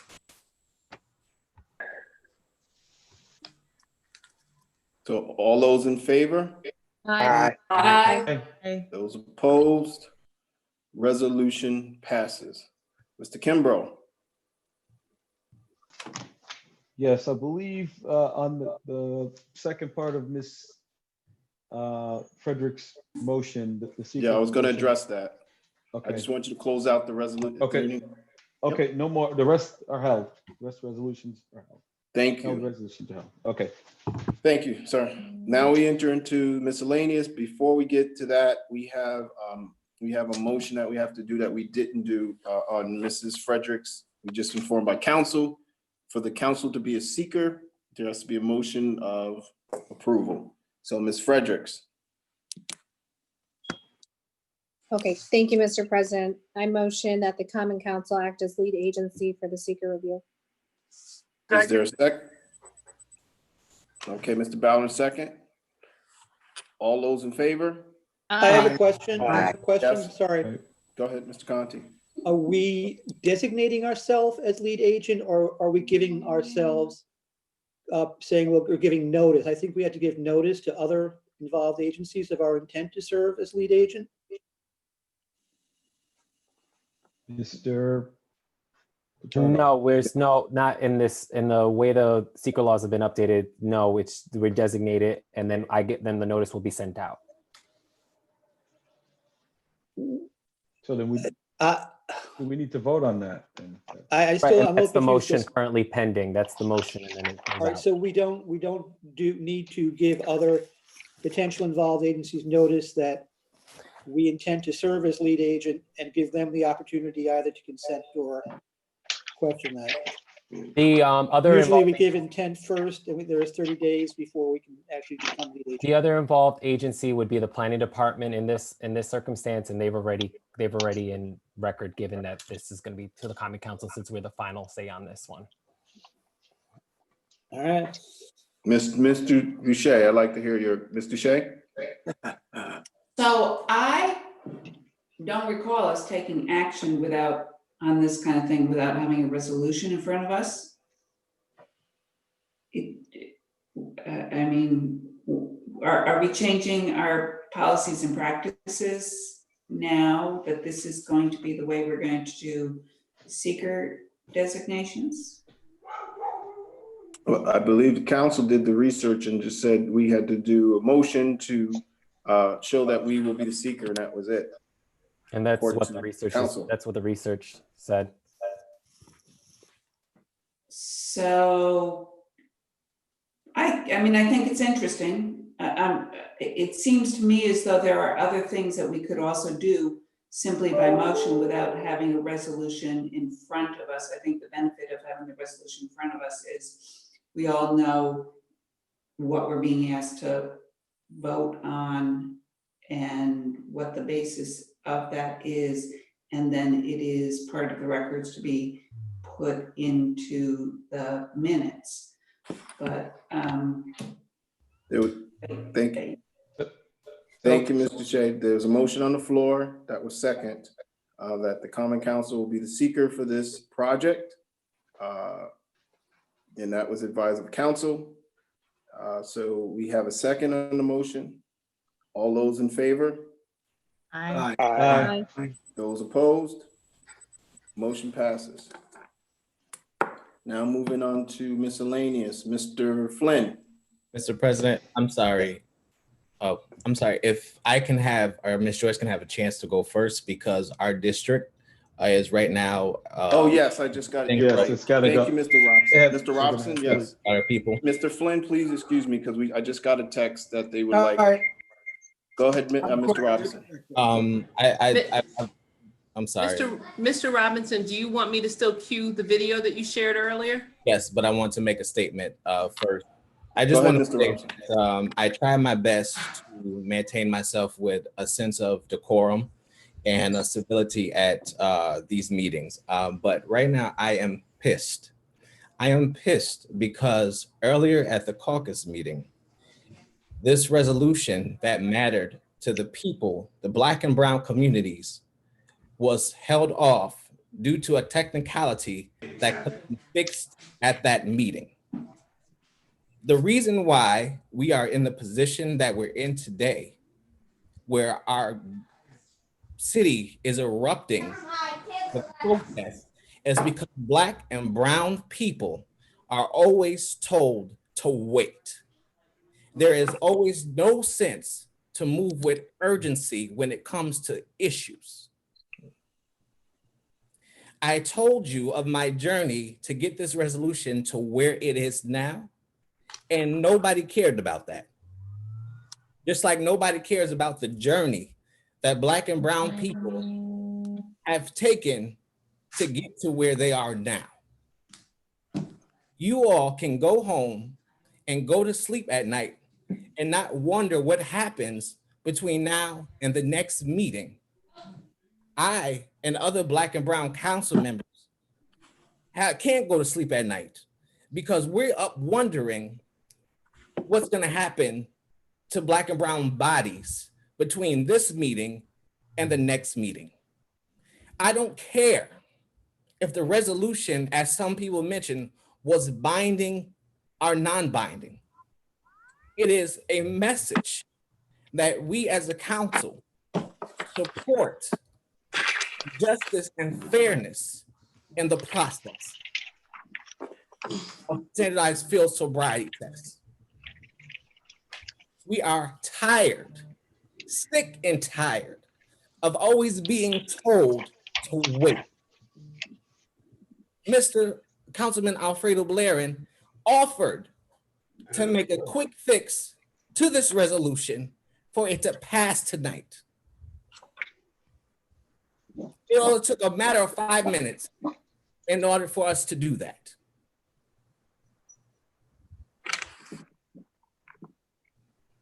I believe that is a shame and it is despicable that we couldn't introduce and pass a resolution that advocated for justice and fairness for Black and brown people tonight because of the concern to maintain law and order. It's not fair and it's not right. With that said, I have to go and see about my community right now and the tension that's occurring in my district. Thank you for your time. And Danielle, you can cue the video. Thank you so much. Yes, sir. Bear with me 1 second, please.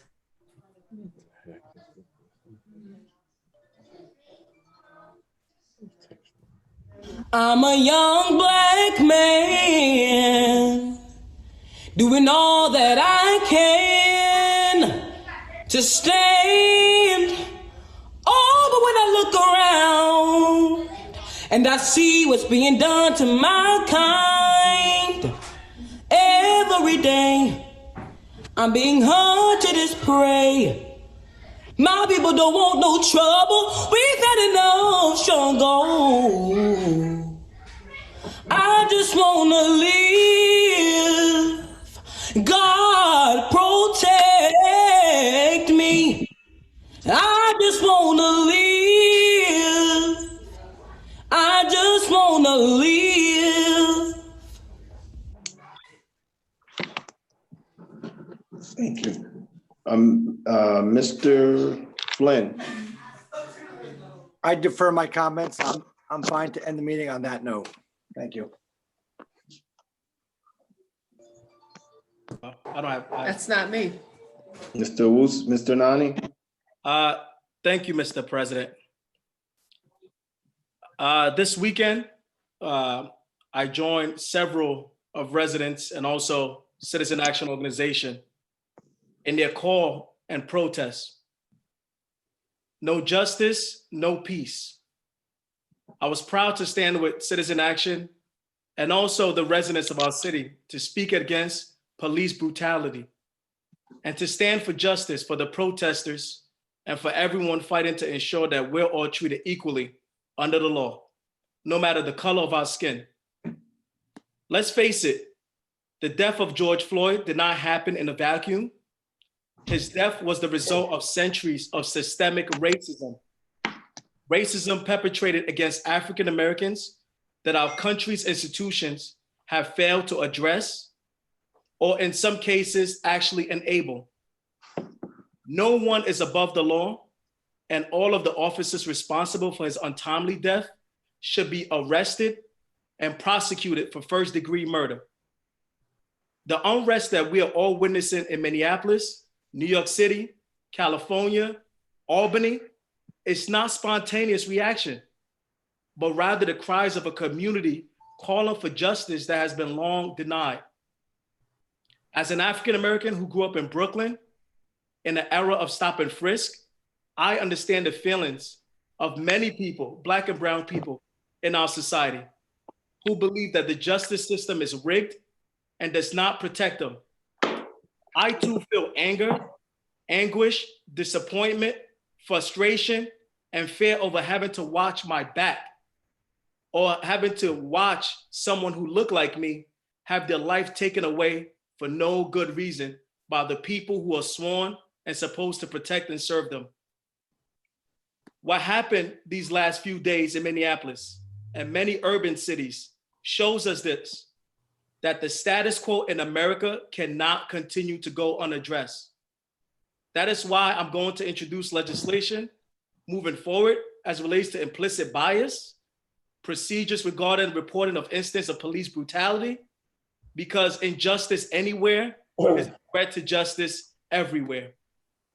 We must confront racism wherever it is and make it abundantly clear that police brutality has no place in our society, and that yes, Black lives do matter.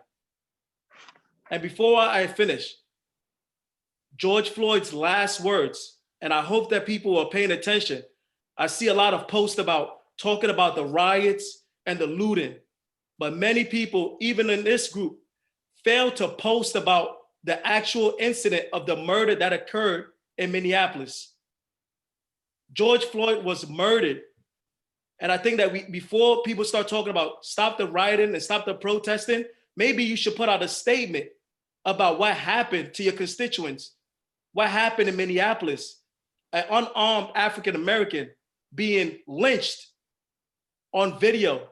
Maybe that's what we need to do first before we could tell individuals to stop rioting and come up with protesting about how to help the businesses. I get it. I don't support the riots, but we have to address the problem. These are individuals who want to be heard. There's a lot of pain and anger out there. And I know a lot of people like to quote Martin Luther King, but he once also said, rioting is the language of the unheard. And I just want to close off with George Floyd's last few words. Please, I can't breathe. My stomach hurts. My neck hurts. They're going to kill me. Mom, help.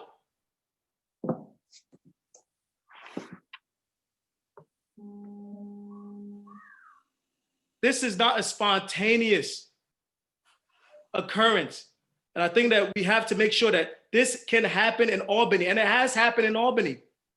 And those individuals who are out there protesting, they want to be heard. And I hope that before individuals invite people to come out for cleanups, maybe you would join them during the protest, hear their pain, hear some of the concerns that they have. In the words of the great poet and philosopher, Nipsey Hussle, the marathon continues. Thank you, Mr. President. Thank you. Any further discussion? Yes. Mr. Hoey. Yeah, I wanted to respond to the public comment period. The Glenessa Gillard talked about police unions, that police unions should not defend their members. And I am a union statewide officer. I know, Council President, you work with unions, that failing to defend a member of a union is illegal. It's DNR, did not represent. Just like an attorney has to represent somebody who's on trial. So I just wanted to make sure that I got that out, because I'm very union minded. I am fair. I believe that what happened, and I'm going to talk about that next. I've been watching Governor Cuomo, as many of you know, every day, and he was talking about Law 50A, where police records are not shared to the public. When something somebody has a lot of discipline action against them. My thoughts are to do a resolution, maybe next meeting or the meeting after, calling on the legislature and the governor to adjust that bill 50A, the law, that these records are out there. I think it's important. The governor has said on TV he would sign such a bill. So that's one of the things I'd like to see happen. Just like to also, Alana had brought up about George Floyd, who was murdered. The autopsy said no. Well, they had a private autopsy done. It came across the headlines during our meeting, and he was asphyxiated. So he was murdered. I mean, so I just wanted to respond to Alana on that. The other headline that really got me worried, and we need to work together as a council, is the president, Trump, is mobilizing the military for protests in massive numbers, is what he's saying. So he's lighting this tinderbox, and I'm hoping that Albany, we can show the way, that we can work together, we can figure out how to get around this. It was terrible what happened this weekend, but it happened and we got to move forward. So I'm hoping that as a council, we can work together and make this a better city. Thank you, Mr. President. Thank you. Any further? Because I do have to make an announcement. Mr. Ballard? I just wanted, there was some comments that were made in public comment about,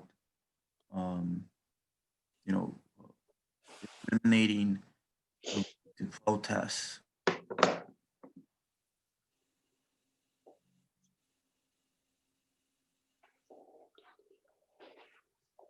Did Mr. Ballard freeze?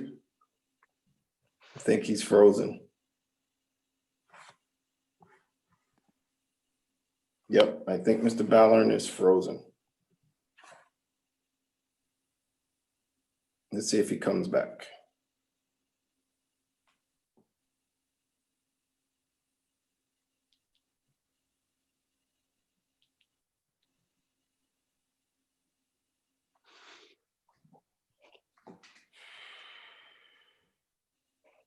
Does anybody else would like to speak to see if Mr. Conti? You're going to make an announcement regarding what's happening right now at police headquarters? Okay. Mr. Ballard back yet? I can't. Let me look. Yes, he is. Go ahead, Mr. Ballard. You can unmute yourself. Is he back? Go ahead, Mr. Ballard. I think we just need to be very careful with the notion of limiting people's freedom of speech and limiting people's ability to express themselves. I think that's a very dangerous territory. I think we need to call it out when individuals even hint at it, comments. So I wanted to get that said. And after this meeting, I will go and support my colleague. I make sure that he knows that he has support from us. Because I was out there on Saturday night. I was out there afternoon. It's a scary place. And he's a new father of two, and I want to make sure that he knows that we've got his back. So after this meeting, I'm gonna head out there, make sure he knows. Thank you all. Thank you, Mr. Ballard. Any further? I don't have any specific information other than there was a need for Councilman Robinson and Councilman Love to head to their district. I would assume they must be people who they feel the council members might know, and what is taking place. And what is taking place in our city and throughout this nation in Minnesota. We must keep everyone in our thoughts and our prayers. And we are going through difficult times. And that's not something that we take lightly. And we thank all our council members for expressing how they feel. We thank the council members who continue to support equality and justice for everyone. We thank our council members who are supporting other council members in their districts, and we thank you all.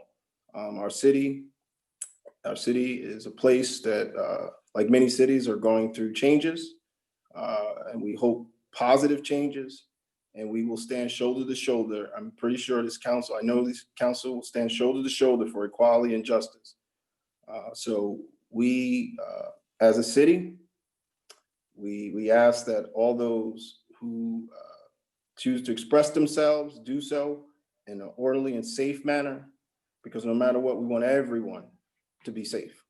We don't want anyone to get injured. We want everyone's property to be protected, and we will come out better for this nation, this state, and this city, because we have a numerous amount of people who are all races, colors, religions, supporting our Black and brown brothers and sisters, supporting the Floyd family in Minnesota on these efforts. And so when we look at ourselves as legislators, I'm pretty sure council members will be looking at ways, things and policies, they're doing it already, how we can be productive and how we can lend a hand in this fight for justice. And also I'd like to say, one of our council members, Mr. Johnson, this evening has lost his mother to battle. We know Mr. Johnson, and he's been with his mother throughout this pandemic. And so I'd like us also, as we remember our city and remember what's going on within our streets, we also remember Mr. Johnson and his what he's going through. I would like our council to end on a moment of silence and pray for justice and peace, and pray for the Johnson family as well, as we end on a moment of silence.